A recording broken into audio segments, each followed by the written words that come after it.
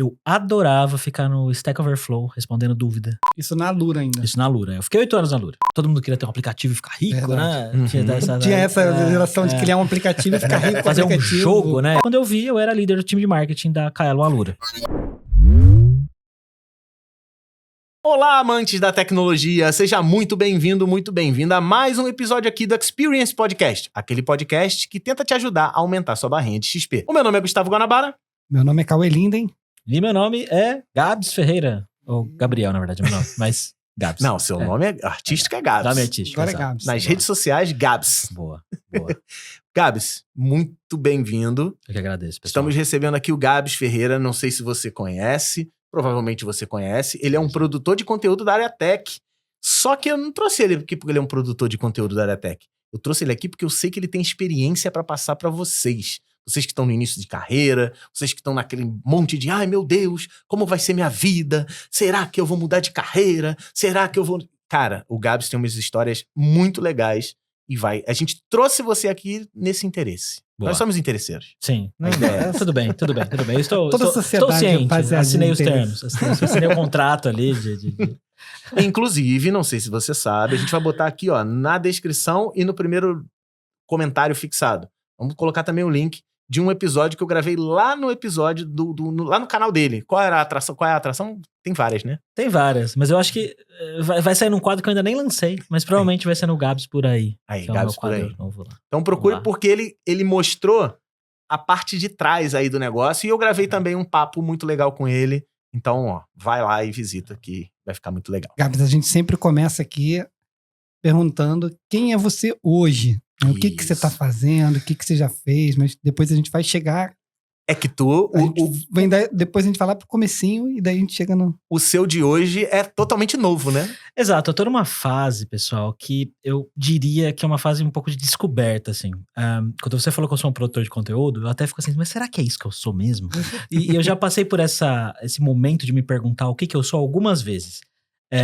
Mas eu diria que hoje eu me considero um comunicador, certo? Eu sou uma pessoa que consegue comunicar coisas de várias maneiras diferentes, de vários formatos diferentes. E no momento, que eu acho que será pelo resto da minha carreira, ou não, pode mudar, né? Como muita coisa já muda na minha vida, mas comunicar coisas relacionadas à área de tecnologia e comunicar coisas, não só coisas, mas eu gosto de falar que eu conto histórias de pessoas e de tudo relacionado à área de tecnologia e carreira e vida, né? O legal que eu gosto, que você já falou assim várias vezes, eu gosto de nomes genéricos, porque eu posso fazer o que eu quiser. Exato. Né? Exato. Exatamente. Eu lancei meu podcast, eu dei um nome genérico, porque eu posso contar as histórias do jeito que eu quiser. A única premissa é tentar relacionar a tecnologia de alguma forma. Uhum. É isso. Mas aí eu testo vários formatos diferentes lá e faço do jeito que eu bem entendo. Mas você é um programador ou um profissional de marketing? Essa é uma boa pergunta. Eu acho que eu sou um misto dos dois hoje em dia, né? Eu trabalho atuando com algumas empresas dentro de uma área que o pessoal chama de Developer Relations, né? Que entra nessa categoria que é de se conectar com pessoas de tecnologia através de empresas, produtos, serviços de várias maneiras diferentes, contando histórias, que é o que eu sei fazer bem. Não, Gabs, não. Eu vi no teu Instagram, tava lá, eu não tinha ouvido esse termo ainda. Eu li no seu Instagram, DevRel. DevRel, Daí eu fui procurar o que é, achei no teu blog. Foi ele que inventou isso. Sou Foi o criador. você que inventou? Não. Eu comecei mais ou menos como community Community manager. Mas o que você ia falar? Eu queria falar, não, você não pode fazer isso. Programador não lida com pessoas. Programadores lidam com máquinas. Então. É por isso que ele parou de programar. Eu acho que talvez faça mais sentido até, exatamente, a gente voltar um pouco e eu explicar por que eu sinto que eu sou tudo isso, né, que eu faço essas coisas. Eu comecei minha carreira como programador, eu saí lá do interior de São Paulo em 2006 para 2007. Eu queria voltar um pouquinho mais. Volte. O que fez o Pequeno Gabs? O Pequeno Gabs, ele tinha alguma ligação? Você é de uma geração que já tinha tecnologia. Ou não? Eu tenho 36. 36. Tá no sub-40. Você tá... A gente criou uma classificação aqui. Você tá sub-40 ainda. Então você não nasceu já com tecnologia, mas a tecnologia foi crescendo junto com você. Sim, quando eu tinha uns 8, 9 anos, meu pai já tinha computador em casa. Aí, E ó. o meu pai, ele é programador. Era programador. Né? Meu pai começou lá no COBOL, no Clipper, acho que Clipper que ele começou, se eu não me engano. E aí ele começou sozinho, prestando consultoria para empresas, fazendo sisteminha de loja, de venda, esse tipo de coisa, lá no interior de São Paulo, isso. Uhum. Uma cidade chamada Lençóis Paulista. E aos poucos ele foi conseguindo crescer sozinho ali, até que ele encontrou um pessoal que tava querendo fazer uma empresa, procurando sócio e tal, e aí eles abriram uma empresa deles lá, para fazer um software. Inicialmente, acho que era para comércios mesmo, mas aí eles encontraram um nicho de frigoríficos. Legal. E aí eles começaram a fazer software para frigorífico em Delphi. Isso lá nos final dos anos 90. Seu pai devia ser amigo do Ramiro. Um dos nossos sócios, não sei se você chegou a entrar no contrato. Quando eu era moleque, eu tô com um pouco mais que você, eu tô com 45, eu tenho 9 anos a mais do que você. E eu lembro que eu comprei um software pirata na adolescência. E chamava Miro. Eu já tô permeado. Primeiro, prescreveu. E segundo, que eu já tô perdoado. Esse software chamava Miro. O que era o Miro? Você dizia assim, meu negócio, eu tenho cadastro de cliente. O que você quer guardar de cliente? Nome dele. Você só marcava. Clique, marcava, né? E no final ele gerava um sistema pra você. Era um gerador de aplicativo. Era um gerador de... Cara... Em Delphi. É maravilhoso. Eu vi a primeira versão em Clipper e depois vi a primeira versão em Delphi. A segunda versão em Delphi. E aí, anos depois, eu fui trabalhar com o criador desse software, que é o nosso sócio, que é o Ramiro. Caramba! Bizarro. Isso dá um episódio de podcast, isso aí. Já deu. Está no ar, assista. Não tá no ar ainda não. Vai entrar. No momento que tá vendo esse, já entrou. É verdade. Entrou. Porra, que interessante. E aí teu pai desenvolvia sistema em Delphi. E meu pai era programador. Pô, puta experiência pra ele ter um pai programador, né? Pois é, Porque, acho que você é o primeiro que chega aqui que o pai era programador mesmo. Nina, pô. Ah, Nina, mas eles não eram programadores, né? Pô, o pai é programador, a mãe é bióloga. Verdade. Sim, mas programador dessa geração já do Clipper, do Delphi, que eu digo mais próximo. Das antigas, verdade, é a primeira vez. Mas você gostava da parada? Você acompanhava teu pai? Falava, caraca, esse meu pai faz é maneiro. Então, né, o meu pai, ele queria muito que eu trabalhasse com ele, que eu fosse programador, ele me levava nas viagens com ele de vez em quando, vamos lá visitar o cliente, vamos sei lá. Maneiro. E eu ia, né? Isso com quantos anos? Isso com 13, 14 anos. Mais ou menos eu comecei. Meu pai também. E aí quando chegou a hora de escolher faculdade, de cursar alguma coisa, eu não sabia muito, não tinha muita pretensão de ser alguma outra coisa, eu nunca tive ai meu Deus, quero fazer tal coisa, vocação, nunca tive isso, né? E eu falei, quer saber, eu vou fazer a faculdade aqui, trabalhar com meu pai mesmo, e é isso. Só que não era isso, né? Eu comecei a trabalhar lá, mas não, sabe, Trabalhar com pai é difícil, né? E meu pai não sabia lidar muito bem também, não sabia me passar trabalho. A empresa era uma empresa, nunca foi uma empresa grande, até hoje não é, ele tem empresa até hoje, mas na época tinha, sei lá, 20, 30 pessoas, mas ele não sabia lidar comigo, enfim. 20, 30 pessoas é gente pra caraca pra administrar. Exato. E é diferente você lidar com o teu filho, eu imagino, com a mesma coisa com meu pai. Porque assim, às vezes, de um funcionário, você, não, vou ter esse limite aqui, não. Meu filho, eu quero que ele vá um pouco mais. Aí pode ter uma cobrança maior, enfim. Eu sei como é que é, eu trabalhei com meu pai também e eu sempre queria estar em outro lugar. Tipo, eu quero sair dessa sombra aqui e construir o meu. Imagina você passou por coisa parecida. A grande verdade é que essa época eu não queria trabalhar. Sabe? Eu era muito... Eu tava meio perdido, essa é a grande verdade. Hoje eu olho pra trás e eu consigo ver, assim, sabe? Porque eu tava lá porque era o que tinha. Outras pessoas, obviamente, quando escutam a minha história, devem pensar, caraca, o cara tinha puta oportunidade de fazer um monte de coisa, crescer na vida e tal, mas, poxa, quando você tem 17, 18 anos, você não tem visão e maturidade dessas coisas, né? E aí... Você tem quando você se fode pra caralho. Exato. Quando seu pai tá fudido, falindo, aí você é obrigado, e daí você do dinheiro, e daí... Mas seu pai tem uma condição mais ou menos bacana, a tendência, por que eu vou ficar nessa parada? Exato. A gente não era rico, mas nunca passei nenhum tipo de necessidade. Tinha uma casa boa, tinha computador em casa, assim, nunca cheguei nem perto de passar alguma necessidade mais extrema, assim. A minha família sempre foi ok. Mas você fez ensino técnico, médio técnico? Não, você foi direto pra faculdade. Fiz médio, mas eu cheguei a fazer alguns cursos de programação lá no interior mesmo. E era fácil pra você no início? Ou não, odiava. Mesmo? Eu não gostava, cara, não gostava. Fazia meio forçado, assim, sabe? Não curtia, eu não gostava. Mas fiz curso de Access, fiz curso de Java. Quando o Java ainda era novo, né? Eu fiz curso de Java. Físico de Delphi. Na época que não tinha ninguém querendo matar o Java, né? Exatamente, quando o Java ainda não tava morrendo. Na época que ele tava ileso ainda. E aí, em 2006, eu conheci a Camila, minha esposa que tá aqui. E Caraca, aí, hein, Camila? Faz tempo, hein? 2006. foi mesmo 2005, na verdade, que a gente se conheceu no Orkut. Na comunidade do Odeio Acordar Cedo. Né? Quero Yakult de 2 litros. Não, na verdade foi meio aleatório. A gente se conheceu por causa de uma banda que a gente gostava muito, Strokes. Né? Faz tempo já também, né? Strokes.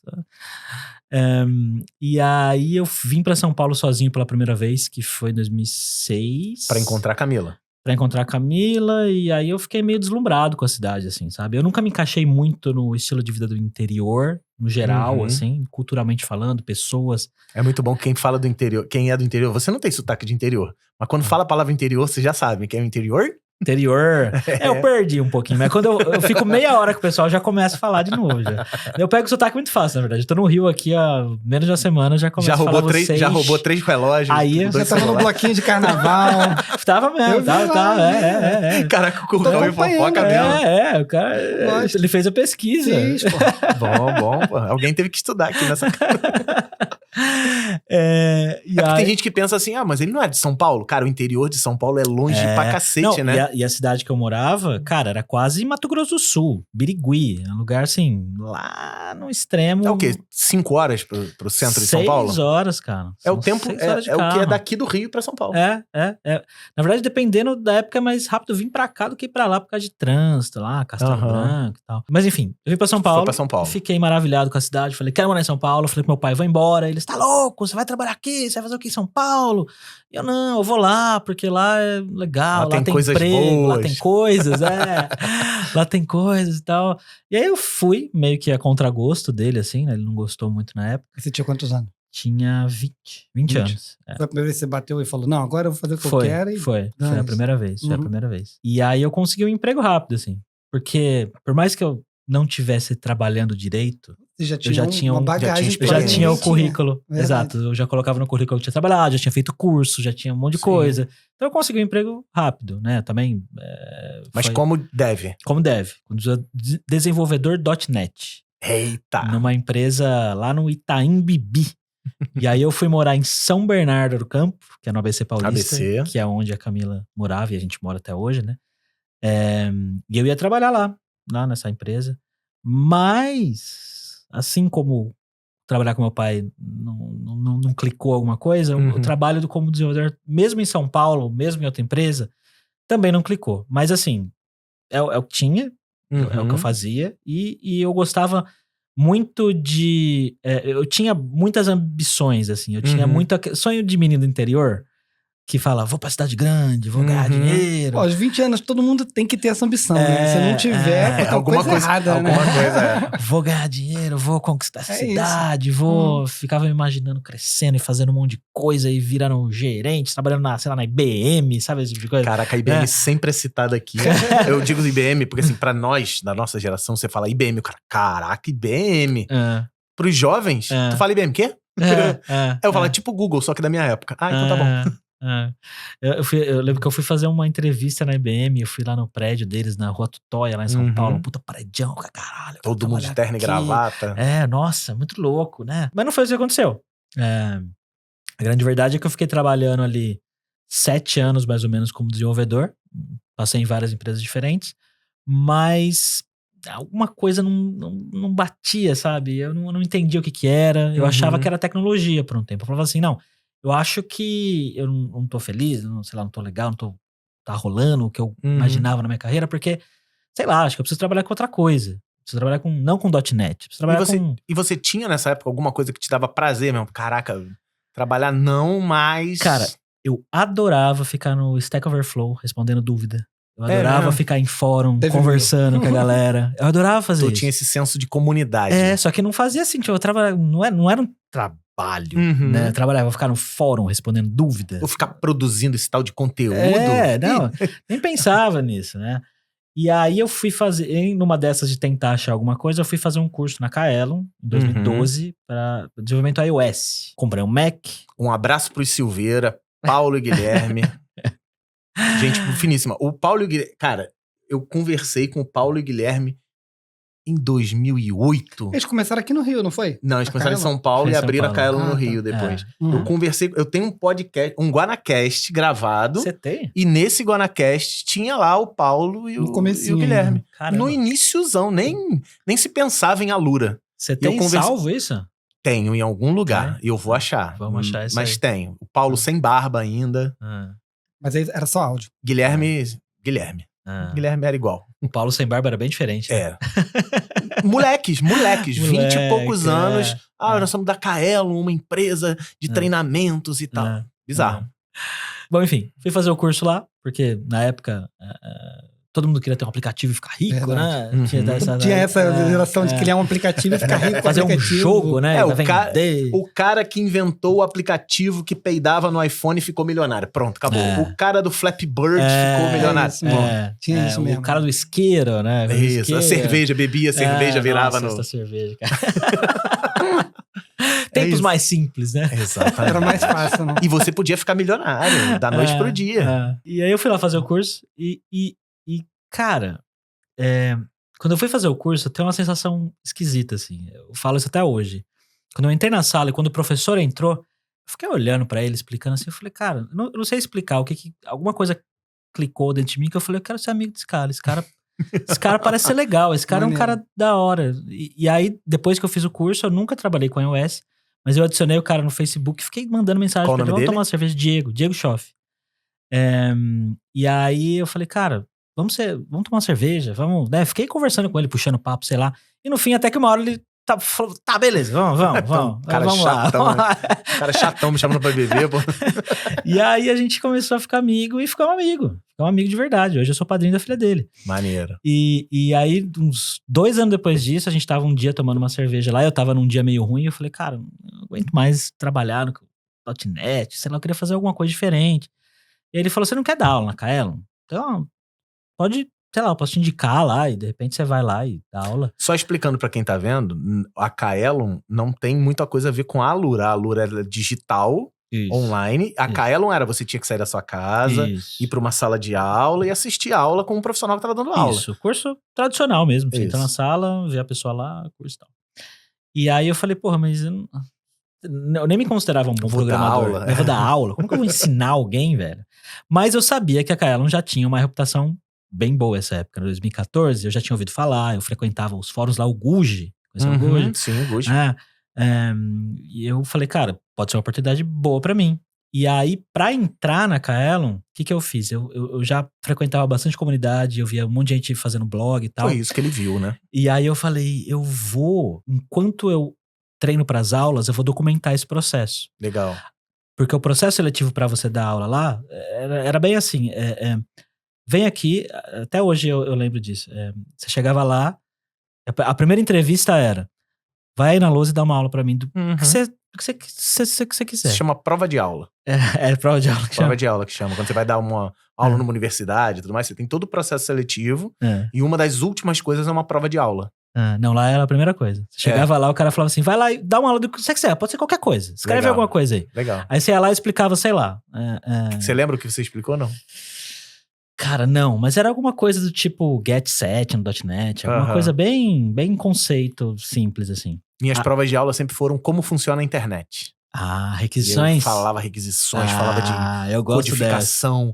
Quando, o ponto alto era quando eu falava assim, transformar uma onda dessa por uma onda dessa é modular. Fazer o contrário é demodular. O que você tem na sua casa? Um modem. O que o modem faz? Caraca! Pronto, acabei minha aula. Muito bom. Eu não lembro qual foi, mas foi alguma coisa assim. Aí você ia lá na lousa e falava, isso aqui, blá, blá. Aí o cara que fazia o processo falava assim, beleza, dá a mesma aula agora, de novo, só que ao invés de você falar assim, você vai falar mais alto, e nessa parte aqui você vai fazer isso e isso aquilo. Aí você ia lá e fazia. Aí falava, tá, beleza, agora você vai fazer isso, você faz de novo e você faz. E aí eram umas 3 vezes que você ia lá e fazia isso, até que no final você falava assim, beleza, acho que você é um cara que pode ser um bom instrutor, a gente vai contratar você e preparar você pra dar aula. Legal. Aí você era meio que contratado, né? E no fim das contas, o que eles faziam nesse processo era tentar passar um pouco da didática deles, do método deles pra você, e ver se você ia pegar. Se você pegasse, se você respondesse bem, eles falavam, beleza, esse cara tem potencial, vamos trazer ele pra dentro e vamos botar ele pra dar aula. E aí rolou. E nesse processo, enquanto eu estava dando essas aulas experimentais, eu ficava em casa treinando pra dar as aulas. Aí eu comprei uma lousinha desse tamanho assim, botei no meu quarto, criei um blog. E cada vez que eu ia dar as aulas, eu me gravava, escrevia e mandava pro cara que tava me entrevistando. Porque, né, eu queria demonstrar interesse, né, e tal. E óbvio que isso contou, né, pra ser contado. Faz toda a diferença. Exato. E aí comecei a dar aula. Minha primeira aula foi um desastre, foi uma merda, foi triste. Sempre é. Né? Você lembra da sua primeira aula? Lembro. Eu tirei minha mochila das costas, botei em cima da mesa e falei assim, vambora, gente. Aula de VB. Aí eu ouvi assim, cala a boca e senta aí que tem aluno, pô. Falei, não, gente. Me escuta. Aí o cara, não, só pode ser trote. Botaram esse moleque aí. Caralho. E eles falaram de coração, não foi piada. Mas aí você... eu convenci eles de que eu ia conseguir ensinar VB pra eles. E já tinham passado por um professor de VB que não tinha ensinado legal. Foi na escola mesmo. Aí o coordenador falou, vai ter outra aula de VB com esse moleque aqui que ele é bom. E os moleques aprenderam. Mas sempre foi uma bosta. As primeiras aulas são... Primeira coisa de tudo. Quem acha que vai começar alguma coisa... Aí já vem o XP de novo. Quem acha que vai começar alguma coisa e a primeira, segunda, terceira vez já vai ser bom, filho, você tá se iludindo miseravelmente. A primeira, segunda, terceira coisa, se você for um vídeo, se for um conteúdo, é pra jogar fora, filho. É pra enterrar e falar assim, ó, serviu de caminhada, mas não serve pra divulgar. E aula, né, é uma coisa que, assim...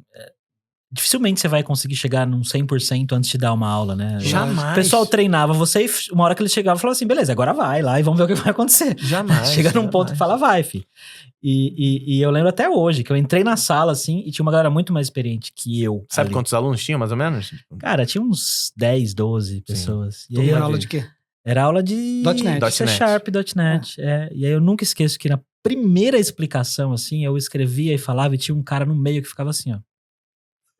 Um aluno. Quebrando. Caralho, gastei dinheiro. Assim, gastei dinheiro. E aí ele fazia assim. Você ajudou pra caraca. E o foda de pior aula... que vai dando um desespero, né? E o foda de aula é que a pessoa... Acho que ela perde um pouco a noção de que você tá vendo tudo. Né? Você lá na frente vê a cara de todo mundo. Né? Você vê todo mundo que tá... Eu vivo falando pro Cauê. Hoje, eu dando aula no YouTube, eu não sei a cara que as pessoas fazem, mas eu consigo saber a cara por quê? 2 vezes por semana, eu vou lá, dou uma aula e eu vejo. A revisão não tá assim, ó. Ele vai derretendo na cadeira. Eu sei a altura deles. Quando eles estão 15 centímetros menor, é o desespero batendo. Aí eu falo, vem cá, filho, vamos lá que vai conseguir. Os alunos acham que você não tá vendo. Mas você consegue ver. O olhar de desespero, a crítica, a reprovação, você consegue. Nos dias que eu não tava bem, ou quando eu tô meio ansioso em algum lugar, o meu segredo hoje em dia é não olhar pras pessoas. Eu olho pro horizonte, assim, ó. Eu dei uma palestra ontem, eu palestrava e falando pro nada, assim, ó. A galera tava aqui embaixo, parecia que eu tava olhando pra eles, mas eu olho pro nada, porque eu não quero que há nada ali. Só que aí você vê uma pessoa levantando. Isso dá uma agonia do caraca, né? Pra mim também. Isso é foda, cara. Tá dando uma palestra, tipo assim, daí daqui a pouco o cara começa a mexer no microfone, daí que é aquela pessoa que você confia pra caraca, pega e olha pro lado. Meu irmão, cala a boca aí. Mas isso é uma técnica de aula. Não deixar se perturbar, né? Não, é uma técnica de aula você, tipo... Você dar aula sem olhar pro público. Porque o grande problema é o seguinte, quando você tá dando aula, que você percebeu que uma pessoa tá prestando atenção, já era, filha, a aula vira pra aquela pessoa. Eu não lembro qual foi o artista. E falou, por exemplo, ele fala assim, toda vez que eu subo num palco, eu tento emular a Ivete Sangalo. Ivete Sangalo por quê? E, cara, eu fui num show da Ivete Sangalo e durante o show inteiro, de 5 em 5 minutos, ela olhava pra mim. Ela parecia que estava olhando... Ela estava dando um show pra mim. Depois que eu virei artista, eu percebi que técnicas de você olhar, dependendo do ponto que você olha a direção... E se você variar a direção, as pessoas vão se sentir mais abraçadas porque elas estão olhando pra você. Eu falei, meu Deus do céu. Eu acho que é isso que eu faço, viu, cara? Sem saber que é uma técnica. Porque eu técnica. fico olhando pras coisas assim, às vezes até quando eu tô com 2 pessoas assim, às vezes eu dou uma olhada pra cima, pra baixo, eu tenho um pouco de problema com contato visual. Às vezes, dependendo da pessoa, da intimidade que eu tenho com as pessoas, eu fico olhando meio pra cima, pra baixo, eu vou variando, mas eu não tô olhando pra nenhum de vocês, na verdade. Eu tô olhando através de vocês. Você tá olhando, mas tipo, tá pensando... É bizarro. Mas enfim, comecei a dar aulas e eu sempre me considerei uma pessoa introvertida. E dar aula pra mim, aprender a falar em público e ter que estudar assuntos complexos muito a fundo por causa das aulas me deu muita confiança. É uma habilidade que eu aprendi mesmo. De falar em público. Skills. Exatamente. De saber me comunicar, de saber falar, de tirar a dúvida da pessoa e tal. Eu fui aprendendo. Isso me ajudou pra caramba, assim. E aí eu fiquei mais ou menos 1 ano e meio dando bastante aula. Viajei pra caramba, dei aula pra muita gente que vinha de Angola e de Moçambique pra ter aula com o pessoal da Kaelon. Era muito legal isso. E porque acho que lá não tinha escola, não sei como é que é hoje, tá? Mas na época lá, não sei se não tinha, eles vinham pra cá.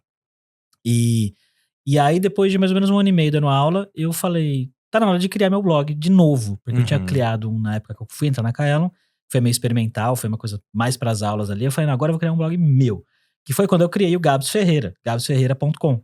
Eu queria ter um nome artístico, né? Que eu falava assim, cara, Gabriel, meu nome é Gabriel, Gabriel de Oliveira Ferreira, um nome muito comum, né? Eu queria ter um nome diferente e tal. Então, meu primeiro domínio foi bigodeira.com. Que eu tinha aquele bigode lá que você tava falando, né? É um bigode torcidinho pra cima. Procura os vídeos antigos do Gabs.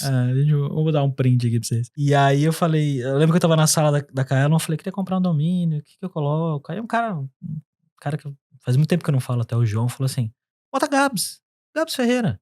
Falei, é verdade, Gabs Ferreira. E aí virou, né? Caraca, do nada, né? Foi bem espontâneo, assim. E aí, nesse blog, eu comecei a escrever sobre o que eu estudava, sobre experiências pessoais, sobre coisas que estavam acontecendo na minha vida. E eu me empolguei bastante, porque eu comecei a escrever, e eu escrevia e postava em um monte de grupo de Facebook, em rede social e tal. E as pessoas... O trabalho de formiguinha de todo blogueiro da época, né? Exatamente. Postar em todos os grupos, que era uma época que o grupo de Facebook bombava bastante, a galera postava em tudo quanto é grupo, tinha um monte de grupo. E aí eu fui postando e as pessoas começaram a prestar mais atenção, começaram a engajar, começaram a comentar, e eu comecei a me empolgar e comecei a escrever mais, e mais, e mais, e mais. E aí, na época, a Alura tava nascendo ainda, era bem pequena ainda, acho que chamava Kaelon Online ainda na época. Meu chefe, na época, né, que foi o mesmo que me treinou pra dar as aulas, falou assim, pô, isso é legal que você tá fazendo isso aí de escrever, de blog, né? Você não quer começar a fazer isso aqui, não? De repente eu convenço o Paulo aqui a deixar você a cuidar de umas coisas aqui dentro e tal. E aí, assim, resumidamente, foi isso que aconteceu. Eu comecei a pegar algumas coisas dentro da Kaelon pra escrever, inicialmente pra escrever, depois eu comecei a cuidar das redes sociais, depois eu comecei a cuidar das newsletters, não tinha time de marketing ainda, não tinha nada, e eu fui pegando aquilo pra mim, quando eu vi, eu era líder do time de marketing da Kaelon Alura. É doido, né? Cuidava de newsletter da Casa do Código, da Alura, da Kaelon, todas as redes sociais, de comunicação e tal, e eu fui fazendo aquilo e tal, até que eu me fiz a pergunta que você me fez, né, lá no começo, que é, mas eu sou profissional de marketing, então é isso que eu sou, né? Eu sou um marqueteiro. E por um tempo até fez sentido isso. Eu comecei a me envolver nesse universo, né? Porque até então eu tava muito nas comunidades de tecnologia. Aí eu falei, não, se eu sou de marketing, então eu vou para as comunidades de marketing. Aí comecei a ir em evento de marketing, comecei a ir fazer workshop com galera de agência de publicidade. E não era a mesma coisa que evento de tecnologia, é outro mundo. Completamente. Sim, é outro rolê, assim, o jeito. É mais engraçado. Você acha engraçado? É mais divertido. É mais divertido, tem mais zoeira, né? Sim, o Dev sim. é como você falou, uma pessoa mais sim, contraída, mais né? tímida, introvertida, no marketing e o marqueteiro, é menos. pô, o cara de marketing é zoeira pra cá. Em São Paulo ainda tem várias agências foda. Ver os marqueteiros conversando tu rir pra caceta, né? O que eu acho que tem de diferente é que eu acho que existe um certo nível de competição fora da tecnologia que a gente tem um pouco mais de compartilhar sem ter medo. O espírito de comunidade. Acho que o espírito de comunidade... Mas assim... Não, vou te falar que dentro de TI, quando eu comecei o curso em vídeo, um monte de gente, filho. Já falei isso aqui no podcast. Mas eu não entendi. Você acha que qual que é o ambiente em que tem mais compartilhamento? Em tecnologia, pra mim. Em tecnologia. Minha percepção. Senso de comunidade, eu acho que tem um pouco mais o negócio de segredo, de competição, Entendi. sabe? Algumas coisas de porque não na área de compartilhar marketing tanto. vivem inventando segredos, né? Mas assim, eu explorei muito pouco esse universo também, Sim. tá? Tô falando muito embasado numa experiência minha por um curto período de tempo, tá? Não dá pra levar isso como uma generalização. Mas até então, quando você começou nessa coisa lá do surgir... Você nasceu junto com a Alura, né? A Alura começou e você começou também. Você, nessa época, você tava nessa coisa de marketing e também mexia em código? Dava aula ou só Não, virou? Eu tava dando aula e cuidando das coisas. Até que chegou Entendi. um ponto que o trabalho se tornou tão importante que o Paulo chegou e falou, não, agora beleza, você vai cuidar do marketing aí, toca o marketing aí. Maneiro. Legal. Aí comecei a tocar o marketing, contratei estagiário pra trabalhar comigo, tinha um time de 3 pessoas lá que me ajudavam a fazer vídeo, a fazer rede social, a agendar post, a responder as pessoas. Mas, mais uma vez... Tá parecendo aquele Joseph Klimber, né? Mas a vida Mas a vida, é uma caixinha exatamente. de surpresas. Eu falei assim, chegou um ponto que eu fiquei meio, cara, será que é isso mesmo? Eu não sei, sabe? É o negócio de fracassar que a gente tava falando antes, né? E aí eu comecei a dar umas rameladas no trabalho, eu comecei a não me identificar muito com aquilo, tive umas conversas com o Paulo, aí o Paulo falou assim, cara, volta a dar aula então, volta lá, vai lá. Vai. E aí eu fui voltando mais pro tech. Só que eu não queria voltar só pro tech. Eu voltei pro tech, mas um pouco daquele trabalho que eu tava fazendo, eu fui levando comigo. Sim. Ainda de comunidade, ainda de em evento, de palestrar, de em faculdade. Eu fui ficando mais... Aí que eu descobri o tal do Developer Relations, do DevRel, né? Que é um termo meio guarda-chuva que engloba iniciativas que as empresas tomam para basicamente se comunicar com profissionais de tecnologia. De um modo bem genérico, é isso. É o que o Ale Borba faz no Google. Boa. Então, Google, IBM, Microsoft, Apple começou com isso nos anos 80. Que eles tinham um time de evangelistas Developers. Exatamente. Isso aí, se eu não me engano, era num evento que eles estavam falando pra galera desenvolver, Era o Steve Ballmer, dizendo que programador era a coisa mais importante do mundo. Exato, porque pra eles é. Se não tiver Tinha ninguém... muito pouco também na época, né? Então... Se as pessoas não desenvolvessem pra plataforma deles, cara... Exatamente. Então, enfim... E aí eu descobri isso, né? E falei, tá, então acho que é isso que eu faço, né? Acho que DevRel faz sentido. E aí eu comecei a direcionar a minha carreira e o que eu faço pra isso. Tentalura. Então, Tentalura eu fazia podcast pra conversar com alunos que tinham algum case de sucesso. Eu fazia podcast pra conversar com profissionais que vivem e trabalham no exterior com tecnologia. Conteúdo topo de funil, né? Quando a gente pensa em funil de conteúdo, né?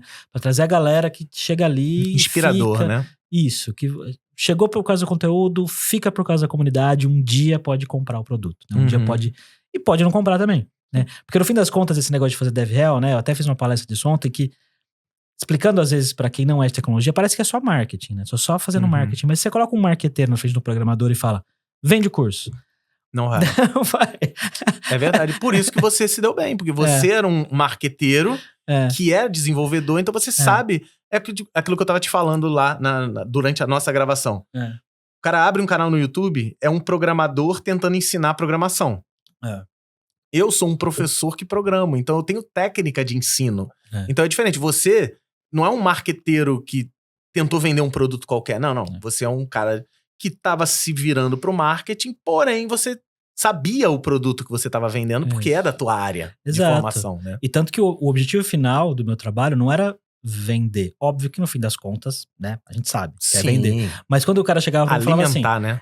Mas quando alguém chegava e falava assim pra mim, eu quero aprender Java, sei lá, Java amarelo, tá? Tô inventando, obviamente, mas tem esse curso na Lura? Eu falava, putz, cara, na Lura você não vai aprender aqui. Vai lá estudar no Guanabara. Vai lá estudar em outro lugar. Vai fazer outra coisa, entendeu? Porque o intuito final é fazer a pessoa chegar em algum lugar. Sim. A Alura, ou qualquer produto que seja, tá ali no meio do caminho pra ajudar, mas pode não ser a melhor solução. E eu tenho que entender e saber qual é a melhor solução. E no fim das contas, o objetivo final é criar um relacionamento com essas pessoas no longo prazo. Você só confia na pessoa que te ajudou de alguma forma. Exatamente. E não só tentou vender um produto pra ela. A gente acho que já usou aqui. Você quer comprar um carro usado, é muito melhor você comprar de uma pessoa conhecida, que você confia, do que de um total desconhecido que tá dizendo, não, ele tá bom sim. Pode confiar. Pois é. É isso. Se as marcas conseguissem se aproximar dos seus potenciais consumidores, não precisa ser que todo mundo vai virar consumidor. Mas se você conseguir, tipo, no curso em vídeo a gente várias vezes, eu sei que eu tô impactando a vida da pessoa. E eu sei que no meio daquela aula ali, tem um falando assim, pô, olha só, você já pensou em hospedar um site? Pô, já considerou a Hostnet? Ele pode não comprar hoje, ele pode não comprar amanhã, mas ele vai poder virar um programador de sucesso, um programador que está trabalhando no mercado, obter sucesso em ser programador. Ele vai conseguir uma empresa que a empresa vai precisar de hospedagem e vai falar, caraca, o Guanabara falava desses caras aqui. Ou às vezes ele nunca nem vai comprar, mas ele confia em você e quando alguém perguntar, ele vai falar assim, vai na Hostnet porque o Guanabara falou e é bom. É isso aí. É isso aí. Isso é foda. Isso é poderosíssimo. Por isso que quando a gente veio conversando aqui, falo, cara, tem que tomar muito cuidado com essas paradas, que senão vai começar a aparecer marca de te mandei 3 cafés e é isso aí. Exato. Falou quem fez a história de café. Eu fiz o da Asus. Mas tava gostoso mesmo aquele café. A Asus ganhou um stories por um café. Vai ser patrocinado aqui.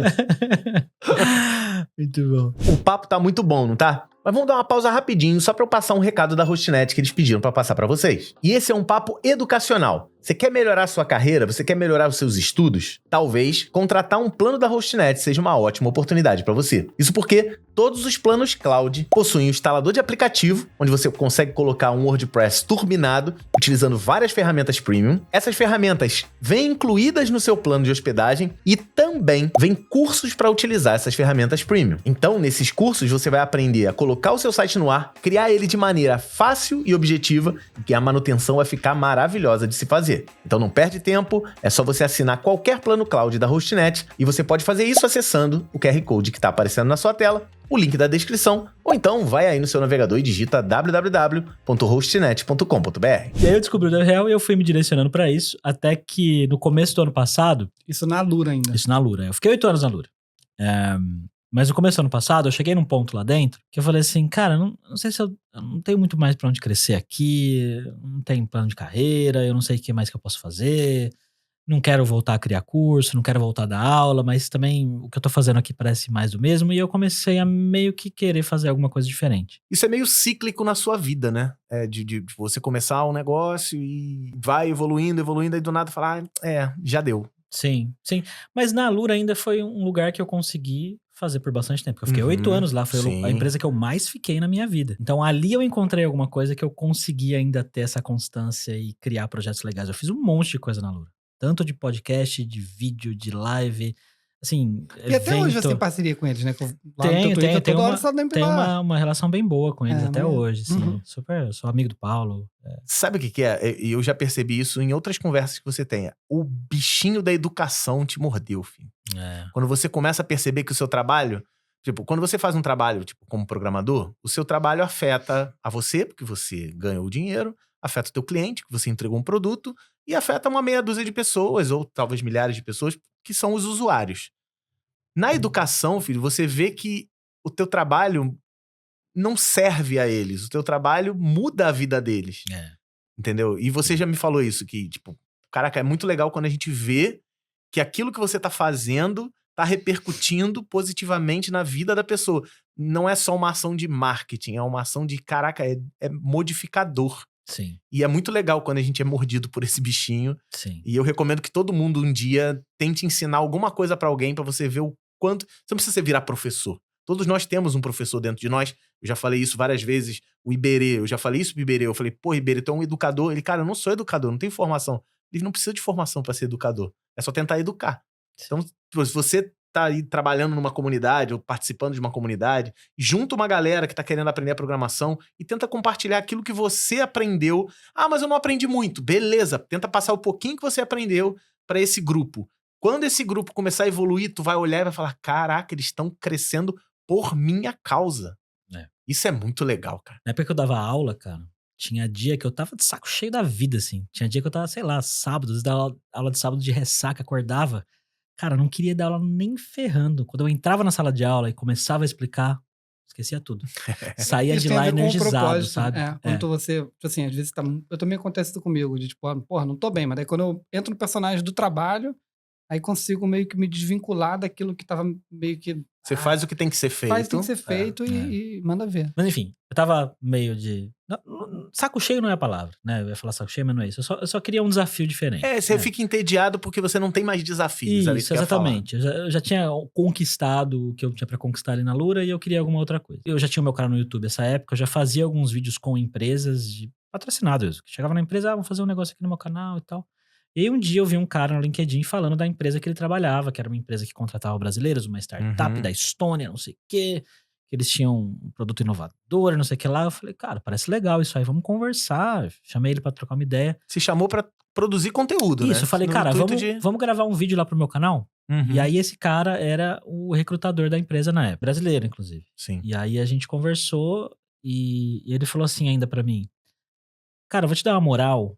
Antes de marcar a conversa, ele falou, vou te dar uma moral, porque a Alura patrocina o Pedro Loss, que é um influenciador que eu gosto muito, do Ciência Todo Dia, Sim. né? Então vamos lá conversar. A gente marcou uma conversa e eu expliquei pra ele tudo que eu fazia com as empresas, mostrei os vídeos no canal. Ele falou, tá, legal, mas você não quer trabalhar com a gente, de repente? Eu falei, de novo, né?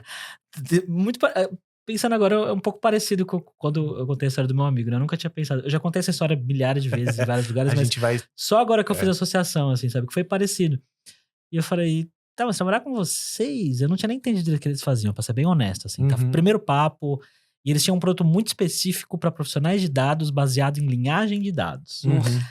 Mega específico. Mas aí eu falei, sei lá, vamos ver. Ele falou, não, porque a gente tá crescendo e pode ser que seja uma boa, alguém de conteúdo e comunidade aqui e tal. Eu falei, sei lá, vamos ver. Aí eu fui atrás de entender a empresa, o produto, achei um vídeo deles no YouTube de um desenvolvedor numa comunidade lá, falando sobre o produto. Achei legal pra caramba. E eles falavam, na época eles falavam abertamente que eles pagavam salários bons para brasileiros, que quanto pagava, tinha lá no site. Eu falei, cara, ia ser um salto grande de salário, assim, né? Uma oportunidade, de repente, começar a construir uma carreira mais internacional, porque até então eu já tinha uma reputação como criador aqui no Brasil, muito pelo que eu fiz na Alura no meu canal, mas era aqui no Brasil, né? No inglês eu não fazia nada. Mas aí eu falei, pode ser uma boa, ia dobrar de salário. Falei, pode ser. Só que eles não tinham uma vaga aberta disso. Então, o que eu fiz foi, usei o meu talento de hiperfocar em coisas, e eu falei, eu vou trabalhar nessa empresa. E aí eu entrei no Slack deles, comecei a conversar com os fundadores, eu fiz uma apresentação de PowerPoint baseada no que eu estudei do produto deles, para chegar pros founders e falar assim, olha só, eu já fiz isso, já fiz aquilo, e olha que eu posso fazer isso, sem trabalhar na empresa. Sem trabalhar na empresa. E aí eles falaram, pô, legal. Os caras ficaram meio impressionados, assim, os dois founders eram um inglês e um norueguês. Só que você não tem nada em inglês, né? Você contou tudo em português. A gente queria entender, né, como que você faz as coisas, né? Pra gente é meio... E aí, no fim, o que aconteceu foi que a gente fechou um job. A gente fechou um job que foi meio que o meu teste. Não foi o contrato. É tipo teu teste de aula. Assim, ó, vai lá, faz um negócio aí, se der certo, eu te contrato. Só que foi um vídeo no meu canal e um artigo que eu escrevi pra eles, e eles me pagaram pra isso. E aí, nesse processo de gravar coisa com eles e conversar sobre as coisas, durou uns 3 meses, assim. Então, todo dia eu ia lá no Slack e ficava conversando com os caras e perguntando e tirando dúvida e tentando entender o que eles estavam fazendo. Tu fez a mesma coisa que o cara lá que tu queria tomar um chopp, né? Exatamente. Exatamente, eu fiquei... E você inventou o seu cargo. Exato, eu inventei meu cargo. Que louco, né? Eu tô indo pra sua empresa e não tem tua vaga, então tá bom, vamos inventar. Vamos inventar essa Posso ajudar com isso, com aquilo, foi isso maneiro. Eu acho que isso é um XP maneiro. É isso né? que eu queria puxar. Porque tem gente que fala assim, vai pra uma entrevista de emprego e não sabe nem pra que... Cara, pelo amor de Deus. Mínimo. Tu não vai chegar numa empresa e o cara... Com certeza, na entrevista de emprego, o cara vai falar assim, você sabe o que essa empresa faz? Se você responder que não, a tua entrevista acaba ali. Não, mas eu já fiz isso e continuou a entrevista. Continuou por pena. Porque se você tá indo pra uma empresa, você fala assim, tu sabe por que serve essa empresa? Não. Então tu tá aqui só pelo dinheiro, né? Eu já fiz várias, assim. É isso, cara. E no fim das contas é complicado porque muita gente tá ali pelo dinheiro e não dá pra gente escolher também toda a empresa que a gente vai trabalhar, mas ao mesmo tempo, você vai contratar alguém... Você não precisa ser apaixonado pela empresa, você não precisa ir com a empresa, ao logo da empresa, um coraçãozinho. O mínimo de entender o que a empresa faz, pelo amor de Deus. Né? O que é o negócio, quem são as pessoas.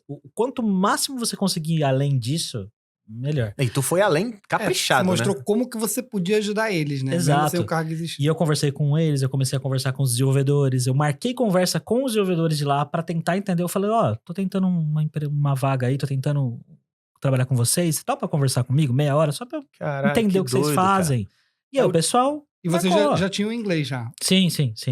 O inglês você trouxe desde a adolescência? Sim, eu aprendi inglês com jogo, gente. O pai dele é programador, com certeza não mas ia... eu aprendi inglês com jogo e música. Jogo e música. Maneiro. Jogando online, jogando Tibia. Jogando Tibia? Nunca joguei. Não, nunca joguei. Eu fui do Tibia. Eu não sou do online, eu sou da época do Nintendinho. Tá. Mas eu fui... Mas foi isso também, Zelda. Então. Eu sempre tive muita facilidade. Com inglês, em particular, sempre foi fácil pra mim. Que bom. E assim, pra minha filha é a mesma coisa. Minha filha fala inglês fluentaço, melhor que eu hoje em dia. Sem curso. Sem curso. E ela até zoa o meu sotaque quando eu falo hoje em dia. Que bom. Mas eu vi o teu vídeo em inglês, tu fala inglês bemzão mesmo. Obrigado, cara. E aí, enfim, comecei a marcar conversa com a galera de lá e tal. E aí, no final, chegou um ponto que os caras falaram, não, beleza, bora, vamos pra dentro. E aí, eu pedi demissão da Lura, né? Cheguei pra eles e falei que eu ia sair. E aí, cara? Esse deu um Foi cagaço. tranquilo pra você? Foi. Esse deu medo. A Camila aqui, ó, quase... Você conheceu a Camila na Lura ou você levou a Camila? no Orkut, pô. Orkut, lembra? Ah, é sim, mas como é que... Porque a Camila trabalha lá também. Isso, quando a Lura começou, quando só tinha um cara que editava vídeo, Aí abriu uma vaga de mais edição. Aí eu falei assim, então, É isso aí. na época o Guilherme Silveira, eu falei, ô Gui, minha esposa, editora e tal, tá fazendo faculdade. Ele falou, não, bora, traz ela aí. E ela tá lá desde então também. Legal. Isso é muito maneiro, né, da Alura. É tipo a Hostnet. É parecida É a uma história. empresa que você consegue falar com o dono porque ele tá passando ali no corredor. Eu acho Você não tem que marcar um horário, subir pro 12º andar, porque lá é onde eles olham todos os... E mesmo hoje que eles são grandes, você mandar mensagem pra ele hoje, ele vai responder você. Eu acho que, gente, é muito bacana pra quem tá... O nosso ouvinte aqui, que às vezes tá sempre procurando uma vaga, e às vezes fica pensando numa empresa muito grande, né? Vai no Google, ver, olha só, eu queria trabalhar aqui, como você falou, né? Fui em tal lugar, o escritório era lindo.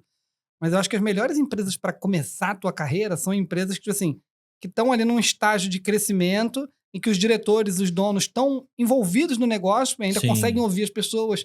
Rola essa questão da indicação, tipo, tem alguém da minha confiança que tá comigo, pode ser, traz aqui, vamos conversar, vamos tentar fazer junto, porque essas pessoas que vão entrando no começo são as pessoas que vão formar a cultura da empresa. Exato. E quando essa cultura está sendo formada e você ainda está no teu começo, está no começo da tua carreira, você está ajudando a participar daquela cultura, tá?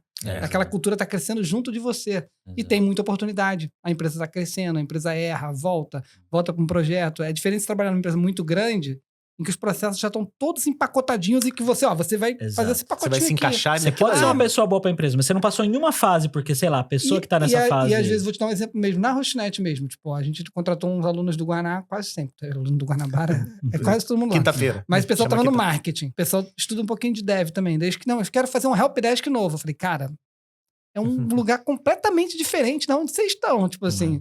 Para eu vender vocês como desenvolvedor, vocês tinham que estar na outra ponta. Hoje, nesse momento, 20 anos de empresa.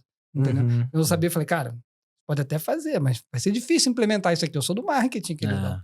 Podem ter outras ideias, mas para quem tá começando, uma empresa nova, tipo assim, isso eu falo, cara, procura uma empresa da tua região, que você, vai uma startup, tá começando, mas eu não sei se a empresa vai estar viva daqui a... Não importa. Não importa. Eu acho que assim, de bacana é você empreender na tua carreira.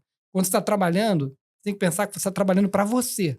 Não que eu estou trabalhando pro dono ficar rico. Cara, a parada não é essa. Tu tá entrando numa empresa e tu tem a oportunidade de fazer teu trabalho, tu faz teu trabalho por você. Tu chega cedo por você. Tu produz, como eu produzo isso aqui para ganhar por mim, pela experiência que eu vou pegar nessa empresa. E, infelizmente, nessa bolha dev que surgiu, começou a surgir muito, tipo, o cara que tá sempre pulando, né? O cara que tá sempre procurando, enfim. Eu acho que é um caminho... Eu tenho uma frase que eu gosto muito de falar. Tem gente que fala assim, não, porque eu quero trabalhar no Google, eu quero trabalhar no Facebook, eu quero que minha primeira experiência... Tem gente que vende isso, cara. Você vai virar programador do Google em 6 meses. Eu falei assim, todo mundo que tá no início de carreira vai fazer muita besteira. É sério mesmo que tu quer que tuas primeiras besteiras profissionais sejam no Google? Pra onde tu vai depois? Que tu vai fazer besteira. Aí eu vou fazer uma besteira no Google. É impossível você fazer uma besteira no Google, eu tô te dizendo isso. Mas... Tu quer mesmo que a tua primeira experiência seja numa grande multinacional? Tu quer se queimar na rodinha numa Big Tech? Tu tá de brincadeira com a minha cara, mano. É isso. É essa visão que as pessoas têm que ter. É complicado. Mas isso. aí, Gabi, aí você tava na Alura, passou 8 anos lá, tua esposa já tava lá. E aí eu vou pra gringa agora. Só foi. Foi pra gringa. Ela, a esposa, ficou ansiosa pra caramba, mas fui. Mas só um parêntese, que vocês estavam falando desse negócio de empresa na startup. Muita gente que quer ir pra fora, tem esse pensamento que vocês estavam falando. Eu quero ir pro Google, pro Facebook, pro Microsoft, não sei o quê. Óbvio. É lógico, todo mundo quer a meca, né? Digamos assim. Não tem nada de errado nesse querer. Eu dou muito esse conselho de, cara, por que você não vai pra uma startup menor, pra algum outro país? Isso. Porque é justamente porque tem essa possibilidade que eu tive, que é chegar nos donos e falar, ei, vem me contratar e não passar por esse processo que muitas vezes você tem que estudar algoritmo e um monte de coisa pesada, que é um processo muito fechado e que, óbvio que é legal se você passar, mas é mais difícil na minha visão. Né? Eu acho que E essa experiência de trabalhar em startup que tá começando, como vocês falaram, pode ser muito legal por N razões, e no meu caso foi. Às vezes eu não digo nem startup, mas uma empresa pequena. Pequena, entendeu? exato. Pequena que você vai chegar exato. lá e vai conseguir somar com alguma coisa, Exato. desde o começo. E que muitas vezes o interesse que você tem no produto e nas pessoas e no nicho é, às vezes, mais importante do que a sua habilidade técnica numa tecnologia específica. Às vezes você não pode nem manjar tanto da tecnologia, mas você conhece do produto, achou legal, demonstrou que você quer trabalhar ali e tal, não sei o quê, e a pessoa fala, beleza, então vem. Já na Microsoft, no Google e tal, se você não souber, você não passar no teste de algoritmo, acabou. Perdeu. É isso. Exato. Falei né? Vou trabalhar daqui do Brasil lá, ou vou sair do Brasil, vou pra Estônia? Vou trabalhar do Brasil, só que o onboarding eles queriam fazer comigo lá. Entendi. Mesmo porque eles davam computador, tudo tal, Mac fudido na época, só que tinha que ir lá porque é mais barato ir lá pra buscar o Mac do que eles mandarem pro Brasil. Cara, verdade. É barato. É verdade. Vem sem notebook, você vai voltar com um de uso pessoal. Exatamente. Isso. Vai conhecer a empresa. Vai... Não, e aí quando eu saí da Lura, eu fiz uma coisa que você falou que eu sou bom em fazer, que é criar conteúdo em cima disso. Então o que eu fiz? Eu anunciei que eu ia sair da Lura, postei uma foto falando, estou saindo da Lura depois de 8 anos e agora vou embora. E aí eu criei todo um suspense até eu ir pra Estônia. Eu fiz um monte de vídeo indo pra lá. Pra onde que eu tô indo, galera? Postando foto, não sei o quê. E foi um rolê até lá. Começou a fazer tudo que o Cauê fala pra eu fazer. Não é o que eu falo. Assim, é que hoje a história é essa, né? O influenciador, ele meio que tem que botar ali transformar a vida dele no reality show. Tem que vestir a capa do personagem e fazer. E eu fiz isso, né? Legal. Fiz isso. E aí eu fui pra Estônia em maio do ano passado, 2022. Um voo de São Paulo pra Frankfurt pra Helsinki, na Finlândia. E da Finlândia, outro voo pra Tallinn, na Estônia. Estônia, ele fica ali perto da Rússia, não é isso? Faz divisa com a Rússia e com a Letônia. Ou a Lituânia. A linguagem Kotlin surgiu por ali. É? Nessa área aí. Enfim, eu nunca tinha ido pra lá, né? Só Europa eu tinha ido uma vez, eu fui pra Espanha. A Estônia é um lugar, pra gente brasileiro, é muito diferente. É um lugar muito... É tudo... A arquitetura é diferente, as ruas, é tudo limpo, é tudo limpo. Esse é o maior baque quando você volta da Europa, né? Tipo, dos Estados Unidos, você olhar pra rua e falar, cara, o que é essa poça de lama aqui? O que é isso? Né? Não, lá tem espaço pra andar na calçada, né? Você bota o pé na... O trânsito bota o pé na faixa de pedestre, assim, ó, chega na beira da calçada, assim, a galera já para. Já tá todo mundo parado. Isso é muito louco. Eu peguei um trânsito uma vez na Estônia, e foi porque a gente tava saindo de um festival, e aí eu falei, caralho, tá acontecendo esse trânsito aqui, tudo parado. Era porque a galera parava para as pessoas atravessarem na avenida. Bizarro. Aqui no Rio eles passam por cima e ainda volta pra reclamar que você... Aí, meu irmão. Cara, aqui na Barra, o trânsito, ele é tipo selva. Tipo, é todo mundo tentando te cortar. Se você para um segundo, o maluco já vem buzinando atrás. Eu acho muito ruim aqui. É bizarro. É bizarro. Bom, enfim. Você tava lá aí você sai no nórdico. Quanto tempo você passou lá na Estônia? Eu fiquei 2 semanas a primeira vez que eu fui. Foi bem... 2 semanas. Foi um período bem... Foi bem intimidador o começo. Assim. Camila ficou aqui no Brasil? Ficou. A primeira vez que eu fui, ela ficou. Foi bem intimidador, né? Porque tem toda essa carga diferente, né? Pô, já é difícil quando você vai no primeiro dia de emprego, né? Todo mundo, vai trocar de empresa, chega lá no primeiro dia, caraca. Aí chega num país diferente. País diferente, a língua, tudo. Que língua eles falam? Eles estoniano, mas todo mundo fala inglês. Europa. Estoniano é mais o interior, assim, né? Ali em Tallinn, todo mundo fala inglês. Mas aí cheguei lá pra encontrar a galera da empresa, todo mundo meio metro mais alto que eu, né? Porque os noruegueses, a galera, velho.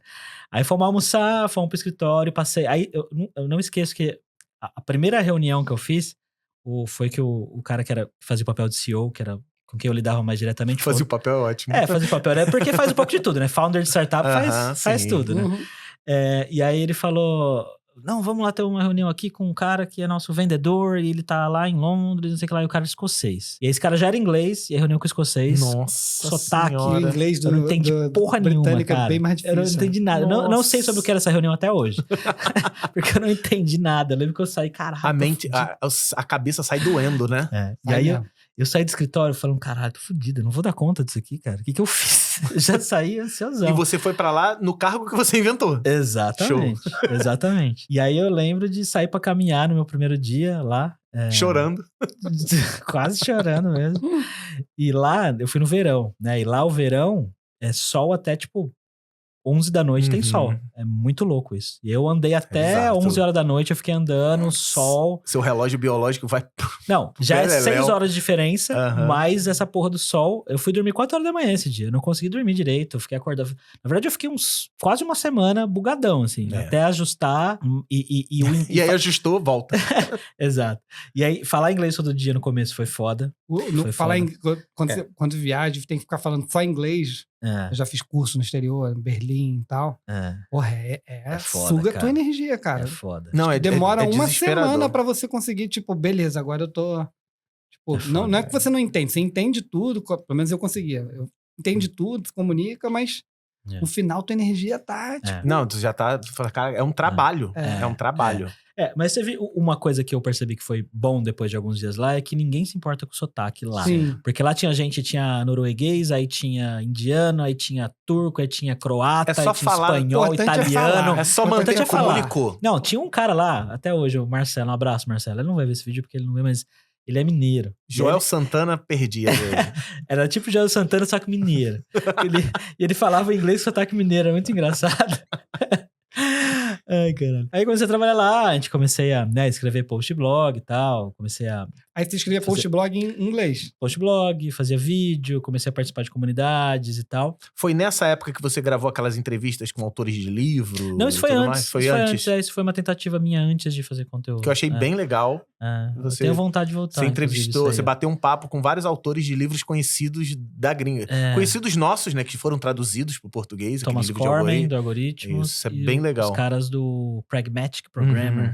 Esse livro é bem legal. É muito legal. Aí eu fui pra lá em maio, depois eu fui pra lá de novo em julho, porque ia ter o retiro de verão da empresa. Que era... Caraca, tu voltou, ficou um mês e voltou pra lá de novo. E aí a Camila foi comigo. Entendi. Aí a gente foi junto. Aí a gente ficou lá umas 3 semanas de novo. E aí eu tive a oportunidade de viver algumas experiências ali, que por mais que eu tenha saído da empresa, né, acabou não dando muito certo, mas que eu jamais teria tido se eu não tivesse ido lá. Se eu não tivesse se jogado, né?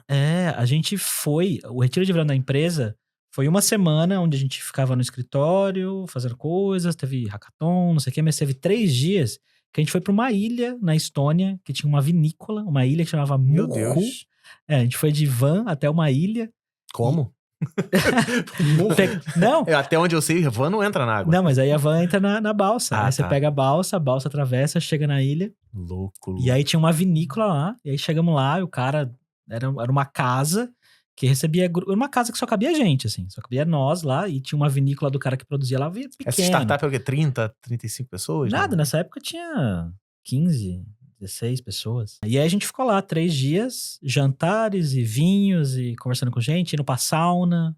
Todo dia a gente ia na sauna à noite, porque lá é negócio da sauna, né? Eles gostam muito de sauna. Frio, né? Exatamente. E uma coisa que eles têm lá é de tomar cerveja quente mesmo, assim. Temperatura ambiente. Os eventos da empresa, assim, eles pegavam as brejas e colocavam tudo em cima da mesa, assim. Aí eu falava, gente, vai esquentar essa porra. Deixa a breja aí. Aí eu... Pegava a minha, botava no congelador ali. Eu nunca esqueço da gente na sauna, todo mundo bêbado. E na sauna, essa sauna que tinha no lugar, ela tinha uma área onde era tudo de madeira, assim, e a gente ficava sentado tomando cerveja e a sauna ali dentro. Aí ficava todo mundo ali e tal, tocando música. E aí eu lembro de eu conversando com o mineiro, falando, rapaz, nunca imaginei que eu fosse tomar cerveja quente numa ilha na Estônia, com um monte de gente de um monte de lugar, todo mundo doido, e foi muito legal. E assim. não é turismo. Exato, e não é turismo, exatamente, é trabalho, né? A gente tá ganhando pra isso. Isso foi muito legal, foi muito legal. E aí, bom, enfim, pra encurtar a história, eu fiquei lá 1 ano e meio, né, mais ou menos, e hoje eu percebo que, assim, as ações que me fizeram sair foram 2. Primeiro, eu criei meu podcast em maio, abril, e eu sempre quis ter um podcast. Eu não sei por que eu demorei tanto pra ter um podcast. Porque podcast, pra mim, é a mídia que eu mais gosto de consumir. E que eu sempre tive vontade de ter, mas sei lá por que eu não fiz. Enfim. E aí, quando eu fiz e botei no ar, começou a ter um feedback que eu não tava esperando. As pessoas começaram a realmente falar, cara, isso é muito foda, isso é genial. Os seus primeiros episódios foram bem... Não é sensacionalista, não. Eles foram assuntos polêmicos, Isso. Né? Assuntos que, geralmente... Se eu tivesse na Lura, a gente não faria. Porque o Paulo ia falar, não, isso aqui é muito polêmico, isso aqui não pode dar barulho, a gente não quer. Porque, enfim, tem... Visão de negócio. Tem negócio, tem empresa, tem outros diretores, tem gente que às vezes não vai gostar, mas O meu eu fiz e foi. Mas o primeiro episódio, na verdade, não foi polêmico. O primeiro episódio sou eu falando sozinho durante 15 minutos. Mas foi você dizendo assim, coisas que eu errei, não foi? A arte de fazer tudo mal feito. É o que o Cauê fala que eu faço com o meu clickbait do sou um fracasso ambulante. É isso. E esse é o que eu mais recebo feedbacks até hoje, da galera que comenta. A galera se identifica, gato. Exato. Porque muita gente sente assim. Sim. Né? De às vezes ver você ou ver outras pessoas e falar, esse cara é foda, esse cara só faz coisa foda. Não tem problema nenhum na vida. Exato, mas não é isso. Tem sim, tem pra caralho. A gente tem... Ninguém vê a gente sofrendo, né? As dúvidas que a gente tem. Porque a gente não faz propaganda de sofrimento, né? Eu não faço propaganda nem de derrota, nem de vitória. Eu faço propaganda do meu conteúdo, da minha aula, é isso. Mas é isso. Hoje, numa rede social onde as pessoas vanglorizam as suas vitórias e escondem suas derrotas, quando uma pessoa vai e fala assim, minimamente, pô, olha só, olha que minhas derrotas, chama muito o público. Minha visão é essa. Entendeu? Faz sentido. Não, eu concordo. É a jornada do herói. Jornada do herói. Boa, velho. Mas enfim, eu comecei a fazer o podcast, as pessoas começaram a gostar, e aí eu comecei a querer fazer mais podcast do que o meu trabalho. Mas esse podcast não tava te dando dinheiro. Não, nada, zero, nada de dinheiro. Porra, maluco esse puto. Podcast é uma parada muito gostosa de fazer, né, cara? Podcast porque, tipo, tu tá no teu ritmo, tu conversa sobre o que tu quer, não tem um mala dizendo, tipo, é aquilo. Não, meu irmão. Vai fazer desse jeito. Não, vou fazer do meu jeito. Eu gosto muito de podcast. E o legal do podcast é que, assim, diferente de vídeo, isso aqui tá filmando a gente aqui, e se eu quiser usar isso em vídeo, eu não consigo colocar a gente num outro contexto do que a gente aqui, né, visualmente falando. Sim. Podcast, eu posso pegar vários trechos desse áudio e encaixar em vários contextos diferentes de episódio meu, de uma história que eu quero contar, que eu controlo a narrativa do jeito que eu quiser. Exato, é maneiro. Entendeu? Isso e é o resto fica por conta da imaginação. Tu chegou a ouvir Guanabara.info quando ele tinha um podcast? Não. Na verdade, eu comecei a ouvir podcast quando a Lura fez podcast. É mesmo? 2015, 2016. Ele foi apresentado pra mídia. Eu já tinha até parado. Eu conhecia, mas eu não... Aí quando eu descobri o Jovem Nerd, eu falei, que legal. Eu comecei a ouvir direto. O Jovem Nerd foi o cara que... Hoje, a juventude dá muito valor ao Flow, dá muito valor ao Podpah. Mas quem tava lá carpinando o mato era o Alexandre e o Dave. De verdade. E uma galera também. Eu tava lá também capinando no início. Mas eu parei no meio do caminho. E eles continuaram até hoje. É que eu acho que Flow, Podpah e esses outros mais novos, né, nova entre muitas geração. aspas aí, popularizaram o vídeo também, o né? MesaCast. O MesaCast que conseguiu se aproveitar do corte. Se não fosse, se fosse o corte é bem poderoso. Se fosse só vídeo, ou só áudio, só vídeo longão, ou só áudio, não ia pegar do mesmo jeito. Né? Sim. Isso, tanto que acho que a principal ferramenta de popularização dos podcasts hoje em dia são esses cortes, os vídeos mais curtos, né? Mas enfim, estamos entrando já em outra. Mas aí tu gostou do podcast e não tava virando dinheiro. Não tava virando dinheiro, só que aí eu tava... E aí veio no seu coração, vou largar esse dinheirão que eu tô ganhando, que é o dobro do que eu ganhava no Brasil, e vou... Cada vez que você escuta essa história, tu fala, caraca, o que eu fiz da minha... Mais ou menos. É que assim, eu me empolguei com o podcast, mas o produto da empresa, né, da startup, tem os termos, né, de startup, que é o... Como é que chama? Quando o produto tá pronto pro mercado? Ai, não sei. MVP. Não, tem MVP, mas tem o... É pra testar. Mas tem o Alpha. Product Market Fit, né?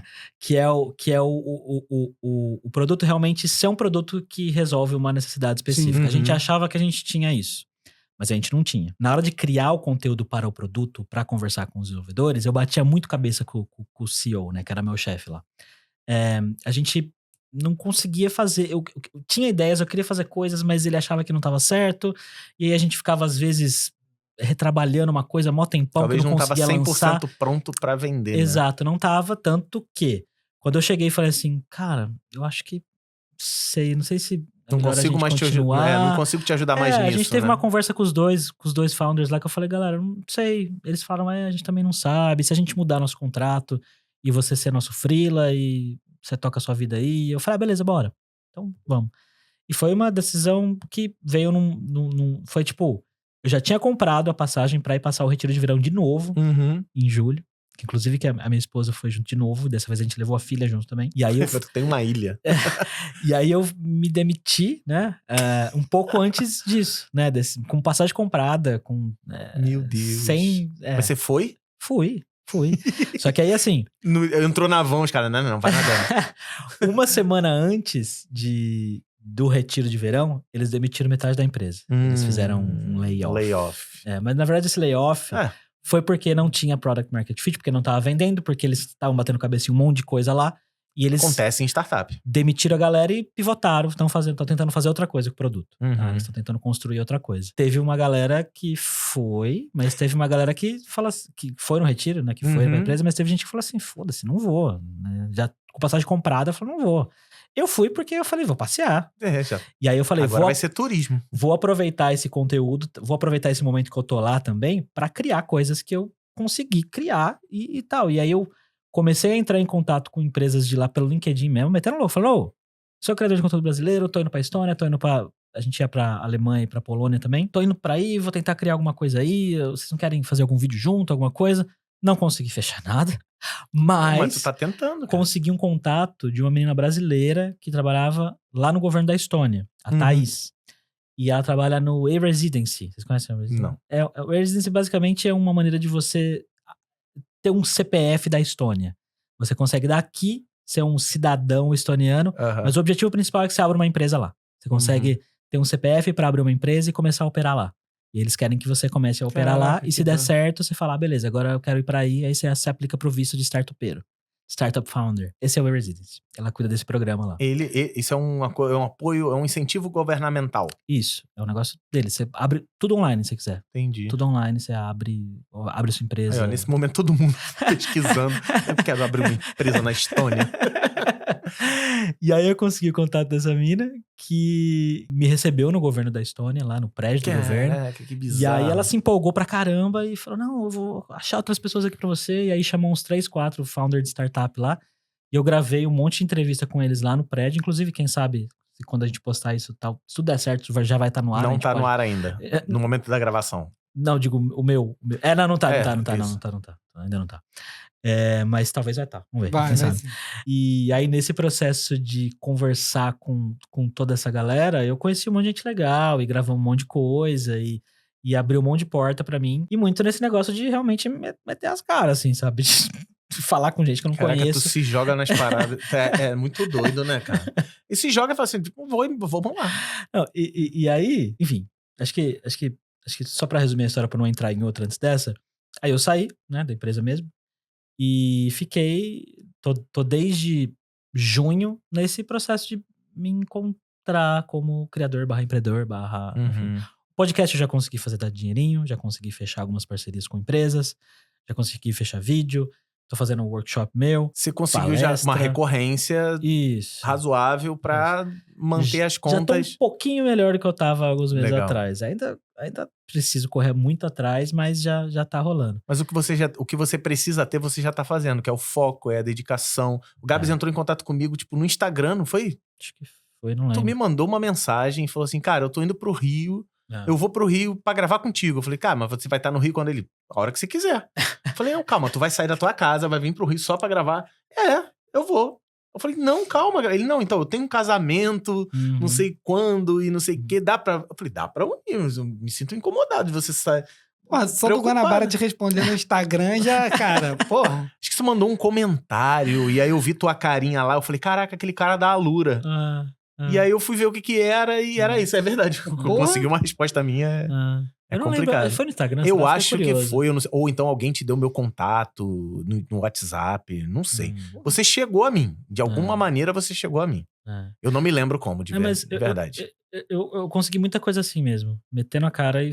A última oportunidade que eu consegui, que talvez vai virar um negócio pra mim, foi numa dessas também, que foi... Eu ainda estava no Slack. Lá na Estônia tem uma empresa que chama Lift 99, que é tipo um WeWork, vamos dizer assim. A Alvin ficava num prédio da Lift 99. Sim. E tinha um Slack deles, e eu tô lá até hoje. Deixaram eu ficar lá, fiquei lá. Aí um dia, eu nunca abro o Slack deles, mas um dia eu abri e eu vi que ia ter uma palestra sobre como começar um negócio no Brasil... com uma brasileira que ia dar uma palestra pra galera de lá, falando pra startups que querem começar a vir pro Brasil, coisas do Brasil, dados demográficos e por aí vai. Que doido. Era uma menina lá, Amanda. Eu falei, nossa, vou assistir, pode ter uma coisa interessante pra mim, porque eu tava pensando nesse negócio de alguma maneira ajudar startups a virem pro Brasil, tentar vender alguma coisa, criar uma empresa em cima disso, não sei, né? Tô atirando pra todo quanto é lado. Aí eu fui assistir a palestra. E aí eu adicionei a menina no LinkedIn e falei, ô Amanda, tudo bem? Vamos conversar um dia? Eu tô, né, me jogando aí numa carreira solo, já pensei em criar um negócio parecido com o seu. Porque ela tem uma empresa disso, que faz isso, que ajuda a empresa, a galera... Consultoria pra ir pro... Isso, ela ajudou a operação da Uber no Brasil a começar, do PlayStation em 2000 e sei lá quanto. Maneiro. Pessoa com muita experiência já. E ela é uma pessoa muito legal. Falou, não, vamos conversar, tal. Aí conversamos e ela falou, então, semana que vem, se quiser, vai ter um pessoal aqui de uma delegação de startups da Alemanha e tem uma em especial que pode ser que vire negócio pra você. Você não quer vir aqui conversar com a menina? Eu falei, vou. Aí fui lá na Vila Olímpia conversar com uma alemã que essa menina no São Paulo. Isso, tá. Isso. Aí eu fui lá na Alemanha. Na Estônia. Eles estavam aqui. E aí eu fui conversar com essa menina e eles estão criando uma startup que basicamente leva brasileiros para trabalhar na Alemanha com tecnologia. Bem resumidamente é isso. E a gente conversou, conversamos ali. Aí depois que a gente conversou, eu fui conversar com a brasileira que tava lá também, né, a Amanda. E ela falou, então, você não quer... Amanhã vai ter um evento aqui, mas é um evento meio político, não sei se é pra você. Você não quer vir, é das startups alemãs, a noite das startups alemãs, vai estar o embaixador da Alemanha aqui. Eu falei, vamos? Aí cheguei pra esposa e falei, amor, eu preciso de um evento meio político amanhã, não tem nem roupa pra isso. Aí à noite ela apareceu com o blazer pra mim. Agora virou o blazer do evento. O blazer do evento. Blazer de evento. E aí lá fui eu, num evento no rooftop do Cubo, na cobertura do Cubo lá em São Paulo, na Faria Lima, conversar com um monte de tu já tem um style mais ou menos de Faria Lima, né?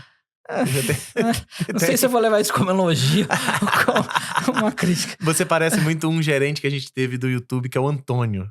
Pode procurar o Antônio do YouTube, que parece muito você. Meio assim, essa imagem, né? Esse jeitinho. Não é uma crítica, não. E aí lá nessa noite eu conheci o Ednei essa noite. Sim, o Ednei Souza que tava lá. Internei, Conheci mais uma galera ali, conheci um cara que tá fazendo o Google Maps de cemitérios. Mole. É um aplicativo, é um app para gerenciar cemitério. Caraca. E tem um aplicativo para quem vai no cemitério, você fala, vou visitar o túmulo, sei lá, do meu tio. Mas onde que tá o túmulo? O cemitério gigantesco. Um mapa. Você escaneia o QR Code, baixa o app, vai lá ver o mapa, tem a fotinha do seu tio lá, a história dele, quem era o pai dele que e tal. Que louco. Faz sentido. Não é legal? É um Waze de morto. Enfim. Mas é criativa a parada. Exato. E é um nicho meio inexplorado, porque eu acho que ninguém quer lidar com morte. Né? Totalmente inexplorado. Exatamente. Enfim. Caraca, que doido. E aí conheci mais uma galera lá, e aí agora eu tenho uma reunião amanhã com a moça da startup que acho que vai virar um negócio. Eles querem me pagar pra fazer um negócio com eles. Maneiro. Então, enfim. Caraca. E eu acho que é isso. Estou aqui com vocês hoje e a gente pode fazer negócio. Amanhã só também, Deus que quem sabe. Olha aí. E eu queria, antes da gente encerrar, trazer um assunto aqui que é delicado. Já peço desculpa porque eu não sei falar sobre isso. Né? Se eu falar alguma besteira é por plena desconhecimento meu. Mas eu queria realmente falar sobre isso com você. Que você disse que quando você estava nessa startup, ganhando melhor e tudo mais, você pôde começar a cuidar mais de você. Sim. E aí você colocou algumas coisas, inclusive médico. E uma das coisas que você conseguiu toda essa descoberta é o seu diagnóstico de TDAH. Sim. Né? E é engraçado que engraçado não, né? É curioso que ultimamente se glamorizou muito essa coisa de eu sou TDAH. Virou meio que no meio da piada.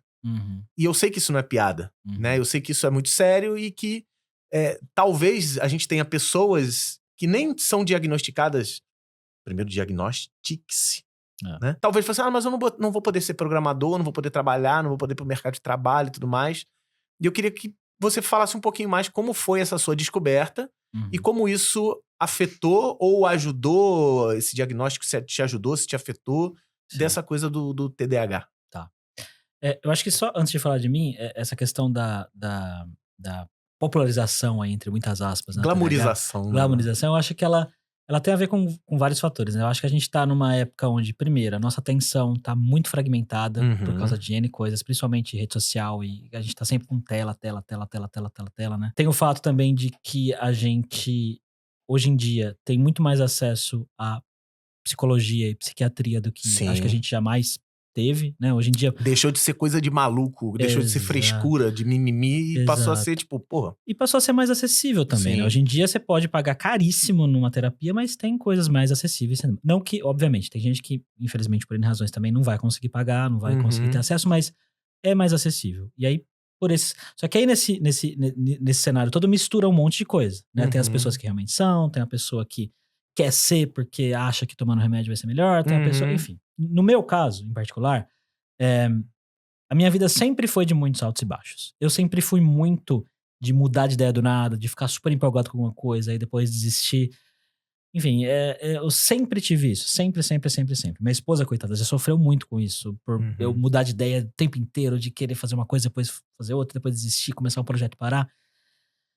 Eu sempre tive alguma suspeita de que eu tinha alguma coisa, mas eu nunca fui atrás. Partiu de você, né? Tu fala, putz, esse negócio na verdade, teve uma coisa que me gatilhou, que foi quando eu entrei na Alvin, a startup lá da Estônia, eu tava muito empolgado pra trabalhar lá, eu tava muito empolgado pra fazer as coisas, e aí eu fui pra lá, né? Fiquei esse período inicial que eu falei que foi do onboarding lá, e quando eu voltei, que eu sentei na frente do computador pra trabalhar, meio que falei, não sei se eu quero isso. E aí o meu primeiro mês de trabalho foi meio, tipo, não sei, sabe? Foi meio... Até que meu chefe virou pra mim e falou assim, e aí, velho? Né? Tipo, cadê aquele cara? Cadê aquele cara que tá mandando e-mail?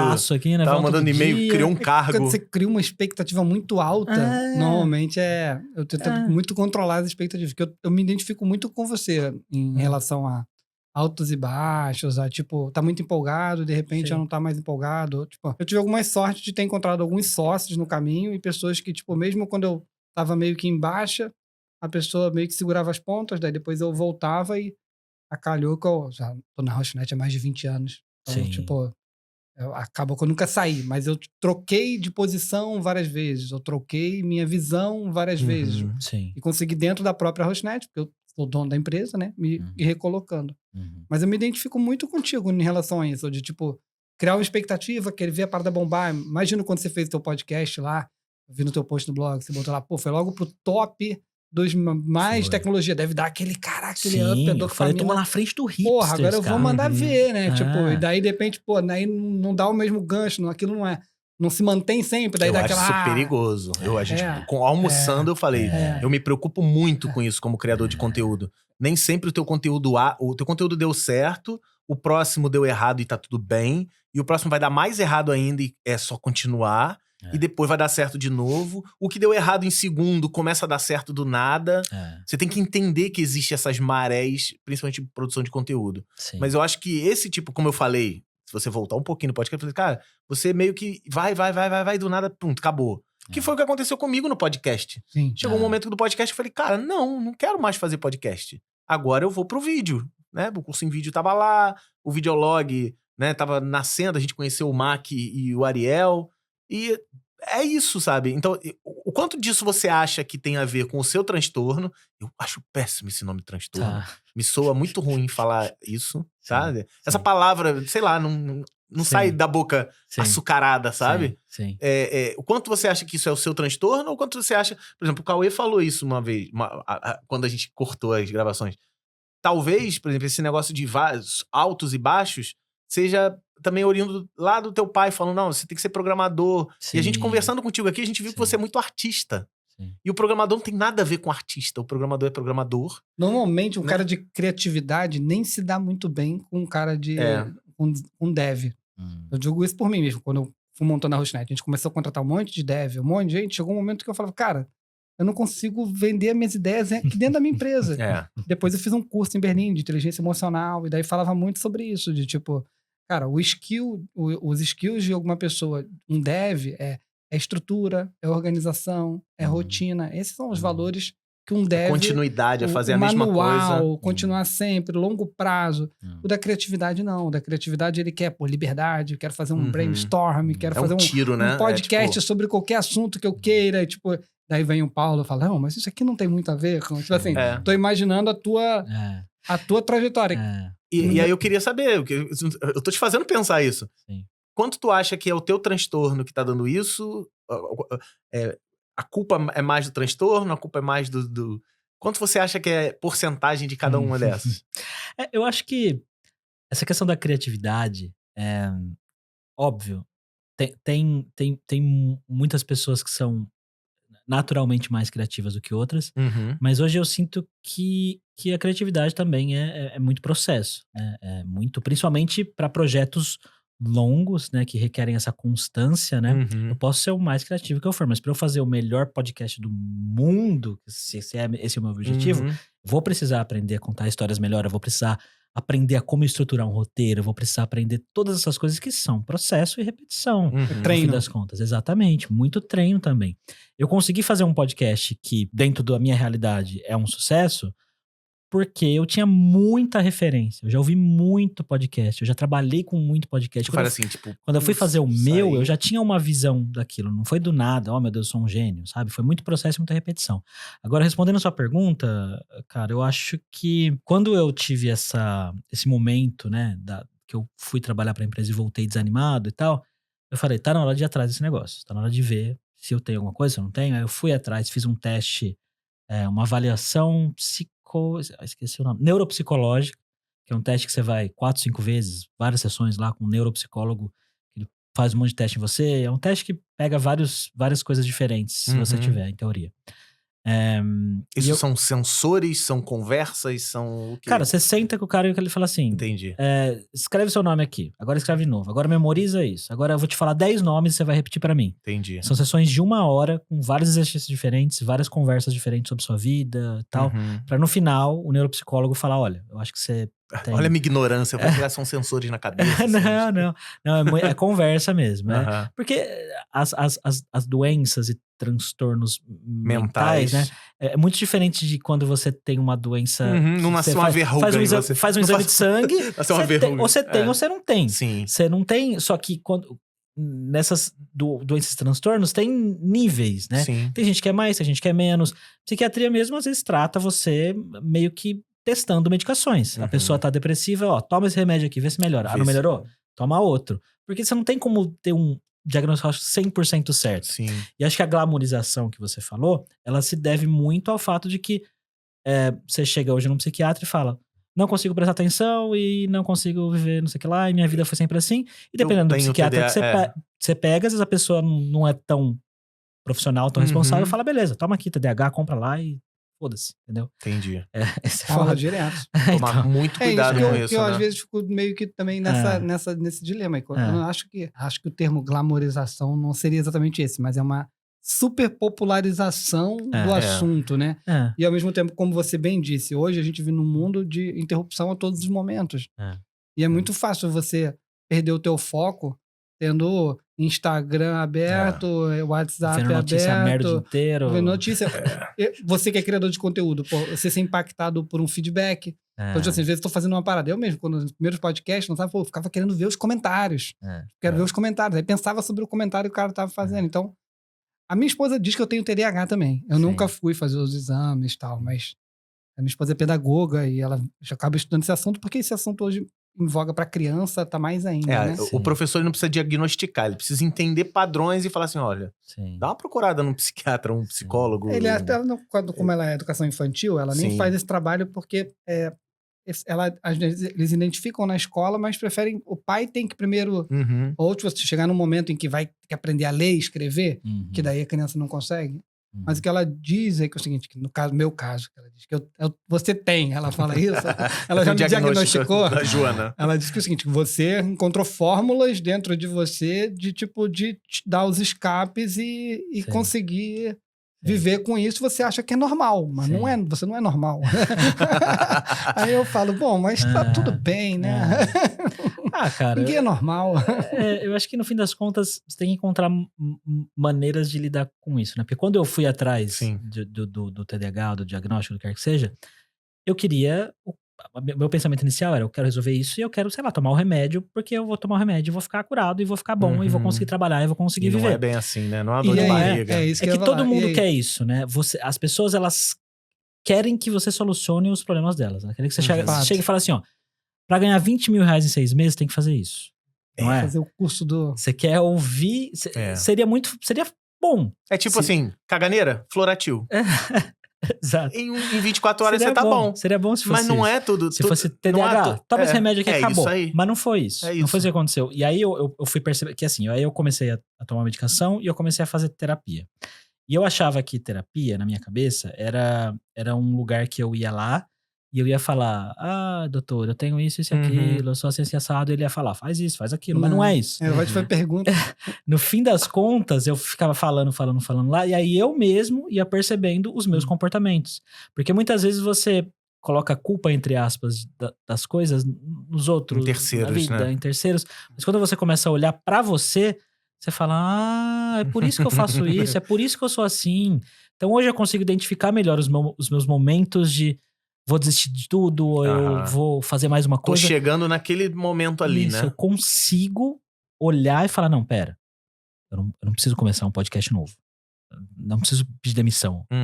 Vai dormir. Vou dormir amanhã. É domingo que passa. Mas alguma das demissões que você pediu, você acha que você não deveria ter pedido naquele momento? Se você voltasse, não, esse aqui foi um momento que eu tava muito insatisfeito, mas que eu poderia ter segurado.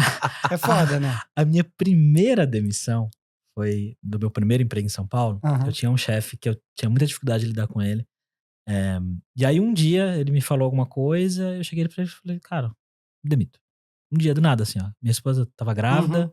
Nossa, cara. Eu ganhava, na época eu já ganhava pouco, mas assim, pouco, né, pra quem tá começando na Poucos época. é melhor que nada, né? Era tipo R$1.000, sei lá. Sim.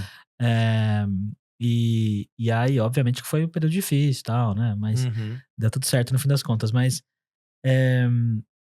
eu acho que se eu entendesse melhor como eu era, né? Como eu entendo hoje, né? Como eu me entendo hoje, eu provavelmente teria feito várias coisas diferentes. Mas aí eu não estaria aqui. Sim, é lógico. Verdade. Eu te digo porque assim, eu já tive casos assim também, de jogar tudo pro alto. Na Hostnet mesmo, logo depois que eu me associei com a Digerati, com a Rabi, passou uns 2 anos ali que a gente tava acomodando a sociedade e eu tive uma discussão com eles. E falei, dane-se, eu vou largar tudo e vou começar de novo. E daí fui falar pro meu pai. Meu pai tava vivo ainda. Falei, não quero mais, isso aqui, tô de saco cheio e tal. Meu pai, não, peraí. Respira, não dormir. Pensa melhor, olha o que tu já construiu. Tu já veio até aqui, tu vai deixar isso mesmo? Tipo, então, às vezes tem pessoas em voltas que meio que te ajudam. Sua esposa provavelmente tentou, mas... Tentou, coitada. Às vezes a gente fica puto e faz a parada de impulso. Eu já fiz várias, porra. Hoje eu também consigo me controlar. Acho que eu fiz um processo parecido com o teu, meio de É maturidade. Autoconhecimento, isso, né? maturidade, verdade. E eu acho que olhar pra si e reconhecer padrões ajuda muito. E a questão do TDAH ou qualquer outra coisa, mas acho que posso falar o TDAH, que é o que eu tenho mais experiência. Eu acho que você pode fazer qualquer coisa tendo TDAH. Você pode ter qualquer profissão, você consegue fazer em qualquer algumas coisa. vezes até um superpoder. Exato. Você tem o hiperfoco, né? Em alguns momentos é bom. O hiperfoco te ajudou a ir pra Estônia. Me ajudou a ir pra Estônia, me ajudou a criar os primeiros episódios de podcast, me ajudou a fazer várias coisas. Mas é isso, olhar pra mim e entender os padrões, entender quando eu tô ficando louco, entre aspas, né? Quando eu tô, tipo, viajando em alguma coisa e falar, não, cara, calma, respira fundo. Quando o transtorno aparece, você fala, não, calma. Respira. Agora é hora de... E aí, eu tenho um mestre que é o Baster, o Baster.com, não sei se eu vou falar, um educador financeiro, médico. Site do caraca, Baster.com. Um dia eu quero trazer ele aqui, se a gente tiver essa oportunidade. Isso é uma boa, eu ouço você falar muito bem dele. E ele fala assim, tá com problema?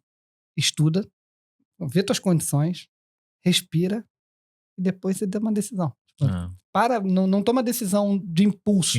Jamais, entendeu? Tipo, estuda suas possibilidades, respira, e depois tu decide. Tipo, que eu acho que é uma coisa que a gente, quando é jovem, não consegue fazer isso. De jeito nenhum, porra. Totalmente impossível. Bate a porta, não é isso. Sim. O cara não entende nada daquilo, o chefe é um merda, a empresa é uma bosta. A gente vai, como você falou, culpando tudo que tá em volta e não consegue olhar pra si mesmo e falar, cara, será que eu expliquei direito? Será que a minha ideia estava direito? Será que a minha ideia era boa? E, porra, eu mesmo tive várias ideias que depois de um tempo eu olhei pra ela e falei, cara, isso era uma merda. E eu bati pra caralho, briguei por essa porra dessa ideia e agora tá uma bosta. Quando eu pedi essa demissão que eu falei aí, eu achava que meu chefe era um filho da puta e que ele tava sendo cuzão comigo. Mas e às vezes ele até é. Às vezes até é. Só que eu era um bosta também. Eu não trabalhava direito. Pronto, enfim. E 3 coisas que me ajudaram muito, além de me reconhecer e olhar pra mim, ter algum tipo de rotina melhor, porque eu era muito caótico. Isso ajuda muito. Rotina certinha. Não é 100% certa. Até hoje a minha rotina é bem flexível, mas eu tenho horários pra trabalhar. Fazer exercício. Ainda isso aí assim, é o básico. Não tô no que eu gostaria do exercício, mas eu tento manter uma regularidade mínima e dormir minimamente possível. Exato. Dormir, isso... Que tem uma galera também da glamorização do não dormir, que é uma Cara, coisa, eu acho né? Do que café, né? Você, Do café, você é um pouco mais novo do que a gente. Então, você já... Quando você era provavelmente adolescente, a internet já... Pra mim, entrar na internet, eu tinha que esperar meia-noite Sim, pra não. poder o dial-up e poder usar. Então, tipo assim... Então, eu não poderia fazer isso durante a semana, porque eu teria que estar na escola. Até fiz isso, contra gosto da família. Mas, tipo assim, a gente não tinha um nível, eu e Guanabara, a gente não tinha um nível de interrupção que hoje tem, entendeu? Eu acho que essa explosão do TDAH vem do efeito colateral de você poder estar conectado a todo momento. E teve um processo ainda, hoje até já se discute o tempo de tela. Né? Tipo, hoje você... tem minha filha, você vai ter um monte de conteúdo dizendo, cara, não deixa uma criança de 8 anos na tela, não deixa ficar, ou enquadra o tempo. Limite. Mas até descobrirem os efeitos colaterais de você deixar uma criança na tela o tempo inteiro... Já foi, já. Porque no começo, o cara dava um tablet na mão de uma criança, porra, caraca, eu tenho vida. Né? Mas a criança tá deixando entra de ter. no entra a no partir modo do momento zumbi. em que ela entra no modo zumbi, você tem a tua vida e você acha que aquilo, pô, tá bom. Agora... Tu tem filha, né? 15 anos, tu sabe o perrengue que é. Como eu sei, o Guanabara vai descobrir em breve. É difícil, cara. Não, mas é bom que eu tô tendo uma boa escola. Eu tô tendo referência já. Tipo, putz, eu trabalho com isso. A minha filha provavelmente vai me ver fazendo isso. Mas eu tenho que fazer ela entender, assim como as filhas do Cauê entendem. A menorzinha fala assim, tipo... A menorzinha não ter celular pra ela... É relax. É, tipo... 8 anos, eu vou ter. tem que ter. Já eu vou ter. Vai demorar. Então, mas é isso. Mas a outra já tem. Mas tem, mas não acessa, né? Ela tem em casa e elas usam juntas, né? Tipo, mas ela então, não assim, sai de casa, o telefone é todo grampeado com tempos de acesso. E pra ela tá tudo bem, eu sinto isso. Mas é complicado hoje em dia. Você tem o TikTok, você tem o YouTube Shorts, você tem o Instagram Reels. Netflix, que seja, qualquer programa, a qualquer hora, né? Não, mas Netflix é muito grande. O problema do TikTok é que ele te dá aquelas doses de dopamina. Rápida. De 30 segundos, e 30 segundos, e 30 segundos. Caraca. É tipo uma roleta de cassino. Né? Que você fica aqui, vou te dar um exemplo. A gente procurando o próximo. Que vai te prender. Não, e eu, na cabeça de uma criança, por exemplo, o Guanabara foi na festa junina da escola da minha filha. Sim. Aí minha filha, levou celular pra festa junina na escola, não tem celular. Mas tinha uma amiguinha dela que tava com o celular. E a amiguinha não conseguia fazer nada, cara. Ela ficava só na parede, olhando alguma coisa, um vídeo curto, e as crianças todas brincando, e essa criança totalmente alheia a tudo que estava acontecendo em volta. Porque ela nem queria estar aqui. Lógico que ela não queria, né? Você não dá a chance da criança viver isso aqui, né? Ela quer ter Mas casa. enfim, é complicado, cara. Hoje em dia a gente vai passar por uma geração que... Estão dizendo que essa vai ser as primeiras gerações em que o QI é mais baixo do que os dos pais. Será? Estão dizendo isso. E uma coisa que falam muito, assim, se você pegar os caras das empresas do Silicon Valley e perguntar para o filho dele não tem tablet. O filho dos caras mais picas que tem, eles são criados mais longe possível do computador. Mais de tela. Enquanto, na verdade, aí ele falou, o CEO do TikTok. Meu filho não tem TikTok. Não tem acesso a celular. Não tem isso. Eles sabem a importância. É um processo de formação, cara.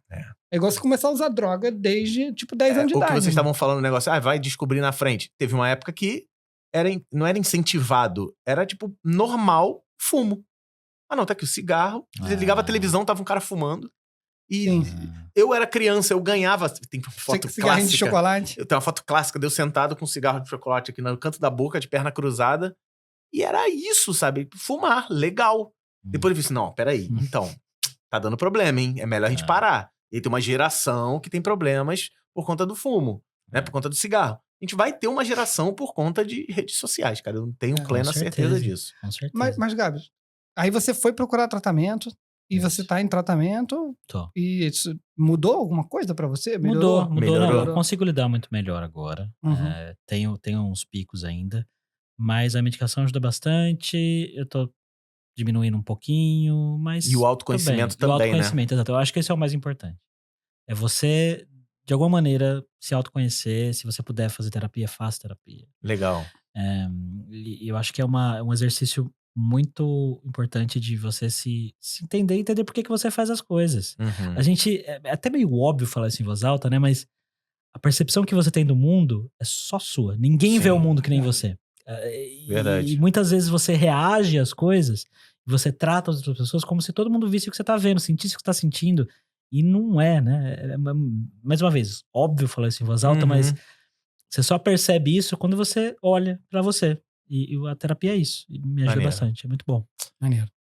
Gabs, estamos chegando à reta final. E eu queria fazer a mesma coisa que eu faço com todo mundo. Até porque, né? Tem que fazer. Eu sempre pergunto qual você considera o seu superpoder. Qual o seu... tua XP maior. Tua barrinha de XP. Tem lá barrinha de XP de não sei o que. Qual coisa você acha, você considera que seria o teu superpoder? Algo que você pode dizer, assim, caraca, nisso aí eu sei fazer legal. Eu acho que é contar histórias, cara. De uma maneira bem genérica, assim. Eu consigo contar histórias de várias maneiras diferentes. Seja numa palestra, seja em podcast, seja em vídeo, seja escrevendo. Eu consigo transformar coisas, momentos em narrativas e histórias interessantes. Isso é muito artístico, né, cara? Será que eu sou? Eu não sei. Talvez eu seja. Cara, visita o blog, o site do Gabs, que tu vai ver que ele é bem criativo. O podcast dele é bem maneiro. Assim, pode começar pelo primeiro, que é só ele falando. E vocês vão gostar. Eu acho maneiro. Eu gostei do trabalho. Aí, tá vendo? Obrigado. Isso é bom. Essa experiência daqui, ela pode ser replicada com outras pessoas. Que pessoas você gostaria de deixar aqui indicado? Pode botar nome mesmo, depois eu vou pegar contatos com você se quiser. Pessoas que poderiam vir aqui, sentar com a gente e contar a sua experiência e que eu tenho certeza que a nossa conversa trouxe experiências para várias pessoas. É compartilhar a experiência. Né? Tipo, cara, eu vivi isso e aconteceu isso. Eu acho que quando a gente se expõe a essas experiências, tudo melhora na nossa vida, porque a maturidade, ela vem disso. Que outras pessoas você acha que poderiam sentar aqui, contar a sua história e inspirar outras pessoas também? Pode ser 3 amigos meus. A Simara Conceição, programadora na ThoughtWorks. O Danilo Vitoriano, que hoje acho que ele não dá mais aula. Ele é criador de conteúdo também. Organiza eventos para pessoas com mais de 40 anos em tecnologia. Tem um podcast, inclusive. Mais de 40 anos em tecnologia ou mais de 40 Devs anos? 40 mais. Ele tem um evento, ele tem um evento e um podcast chamado Devs 40 mais. A gente tem que ir lá agora, então. A gente tá nessa. E a Júlia Bordignon, Space Coding, amiga minha lá de Floripa. Programadora e criadora também. Isso é legal, isso é legal. São 3 pessoas legais. Deixa eu te fazer uma última pergunta, que eu fiquei curioso. Claro. Você começou a tua história contando com o teu pai tentando te empurrar para uma profissão, você não se encaixando com aquilo, depois você puxando o teu espaço. Qual que é a tua relação com o teu pai hoje? Meu pai, ele tem bastante orgulho de mim, assim. Ele acha muito legal o trabalho que eu faço. Nem sempre ele entende muito bem certas coisas. Normal, né? Porque apesar dele ser um cara de tecnologia... Ele tem quantos anos hoje? Ele tem 60... ele é novo, então. É jovem. 60? Acho que fez 60. Ele fez 60, meu pai, Camila? Fez 60. A nossa relação é muito boa. É muito boa mesmo. E vocês nunca conseguiram ainda dar um fit ainda de tipo, porra, esse projeto aqui eu posso te ajudar? Tipo, então, já tentamos. Já tentamos. Ainda não rolou nada, mas eu acho que logo mais vai rolar. A gente tá conversando sobre fazer algumas coisas em vídeo para clientes dele. Pô, cara, aproveita isso, porque meu pai morreu com 60 anos. Cara, e, tipo, meu pai não tava com a cabeça boa nos últimos 20 anos da vida dele. Então, foi dos 40 aos 60, bem difícil. E eu gostaria de ter muita oportunidade de ter conseguido fazer alguma coisa quando ele tava com a cabeça fresca, cara. E eu acho que o fit que você tem de criatividade, ele se complementa com o fit do dev, entendeu? Então, tipo assim, não sei qual o caminho, não sei exatamente qual produto. Ele tá no frigorífico ainda. Meu pai não é mais dev também. Ele também não é mais dev. Ele nunca foi um programador muito Agora bom ele também. abriu um frigorífico. Ele foi... O que ele tá fazendo? Ele sempre foi o cara mais de vender. De se jogar, de mandar mensagem. Achei que ele era programador mesmo. Não, ele parou de programar. O sócio dele é mais programador. Entendi. Ele foi pro comercial. Ele é comercial. Ele é relacionamento. E ele vende software de que hoje? Frigorífico. Ainda é o frigorífico. Deu certo, então. Prosperou. Não, hoje ele tá bem. Hoje eles estão bem, assim. Então, vamos criar conteúdo pro frigorífico. Pô, que bom. Qual o nome do teu pai? Antônio. Toninho. O nome do meu pai. Seu Antônio. Sério? O nome do pai do Paulinho também. Caramba. O Toninho. Seu Antônio. Maneiro. Parabéns. De verdade. Deve ser muito... É aquilo que eu falo. Quando a gente olha como professor e a gente vê um aluno que evoluiu, putz, pra filho isso é escalado, sabe? Deve ser maravilhoso. Um dia eu vou sentir isso. Gabs, muito obrigado mesmo. Eu que agradeço, pessoal. Tua história, muito legal. Tua história é muito maneira. Com certeza agora tem gente que tá assim, putz, cara, eu vou mudar de carreira, eu vou ter que sair de um trabalho e pro outro, vai dar tudo errado. Não, cara, é isso. Isso e você vai se adaptar. E muitas pessoas acham que mudar de carreira, mudar de planos é começar do zero. Não é. Não é começar do zero. Toda a bagagem que eu tenho lá atrás, de tudo que eu já fiz, me ajuda hoje a conversar com vocês aqui, fazer tudo que eu já fiz na minha vida. Sim. Muito bom. Obrigado. Peraí, deixa ele fazer o jabá dele aqui. Sim, por favor. Meu jabá? Não, pode olhar aqui pra aquela câmera ali e fazer seu jabá bonito. Escute meu podcast, mesmo que você não seja um profissional de programação, mas tenha interesse em ouvir histórias legais, interessantes de pessoas que estão na área de tecnologia, já estiveram, que tem alguma relação com tecnologia. Escute, por exemplo, a gente já falou de episódio aqui que eu falo da minha experiência. E qual é o nome do podcast? Olá, Gabs. É o nome que... Pode procurar no Spotify, pode procurar no Google Podcasts. Tá em tudo, tá no YouTube aqui também. É um podcast que eu tenho episódios desde onde eu discuto assuntos relevantes do momento, sobre trabalho remoto, sobre... Eu participei, TDAH, inclusive. você participou. E até episódios mais narrativos de histórias, onde, por exemplo, eu conto a história de como a minha filha conheceu a melhor amiga dela, que é uma menina polonesa. A gente foi até a casa dela, na Polônia, e eu gravei um podcast sobre isso, sobre a gente indo até lá e conhecendo a amiga da minha filha. Então, isso, assim, senhores, isso é ser genérico. Isso é maneiro. Muito bom, é porque você conta histórias. Exato. E eu esqueci, mas lembrei no final. Lembrei não, o Paulinho tá ali fazendo... Nós temos a pergunta da voz. Chama Voz do Além. A Voz do Além, que é o seguinte, eles representam como se fosse a pessoa assistindo, a gente não faz isso ao vivo. Tá. Então ele é como se fosse uma pessoa, um espectador. Beleza. Tá assistindo e que talvez tenha uma dúvida. Quem é a Voz do Além Voz hoje? do Além. Sou eu, Kevin. Mano. Kevin, que foi meu aluno também. Boa. E tá aí hoje. Fala aí, Kevin. Então, no começo do podcast, ele falou que tem uma habilidade que é sobre falar em público, né? Uhum. De comunicação. E a maioria dos nossos ouvintes aqui são programadores. E programadores, normalmente, por essência, não conseguem falar em público e não conseguem, por muitas vezes, vender a ideia deles ou o software que eles estão criando. Talvez se vender, né? E eu queria saber se você tem alguma dica para essas pessoas que estão nos assistindo, nos escutando, para falar melhor em público, para se comunicar, para passar uma ideia, para vender o programa deles, enfim. Boa. Eu acho que falar em público é uma habilidade que é muito parecido com dar aula, né? Você não vai dar uma aula se não der uma aula. Então, tem que começar a falar. Você tem que começar a falar de alguma maneira. Claro que algumas pessoas têm mais facilidade do que outras, como qualquer habilidade na vida, né? Mas eu acho que é meio que se colocar em situações onde você vai ter que falar em público. Então, uma coisa que eu vejo muitas pessoas fazendo em empresas de tecnologia é: pessoal, vamos organizar aqui, sei lá, uma vez por semana, a gente vai ter um encontro de 1 hora, onde alguém vai apresentar alguma coisa. Vai fazer uma apresentação sobre alguma coisa que eu estou estudando. Então eu vou apresentar para vocês aqui, ó, vi um curso do Guanabara essa semana e eu vou contar para vocês o que eu aprendi lá na aula. E passa um trecho do vídeo e conta a história e faz 2, 3 slides ali, sabe? Poxa, profissionais de tecnologia gostam de se organizar muito em comunidades, né? Eu quero falar sobre Java, mas a minha cidade não tem grupo. Cria um grupo, faz um Discord lá, chama meia dúzia de pessoas, compra uma caixa de cerveja e se reúne num lugar para falar sobre, sabe?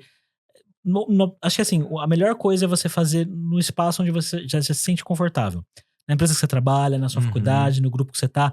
Não vai querer falar em público pela primeira vez num evento gigantesco. Exato. É que nem fazer a primeira cagada no Google. Exatamente. Se tu quer começar na Campus Party, sério mesmo? Exato. Não vai ser fácil, não vai ser confortável, mas se tá desconfortável, geralmente é porque você tá aprendendo alguma coisa, porque você tá se colocando numa posição onde você não tá acostumado e você tá aprendendo. Então, vai. Muito bom. Muito bom.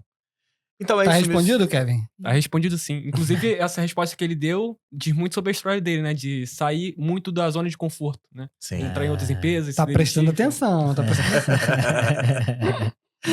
Gabs, muito obrigado aí pela tua presença. Obrigado por compartilhar suas experiências e com certeza vai ser útil para alguns jovens que estão aí sofrendo, penando e que toda vez que eu abro uma caixinha de perguntas lá no Instagram, sempre tem as mesmas perguntas.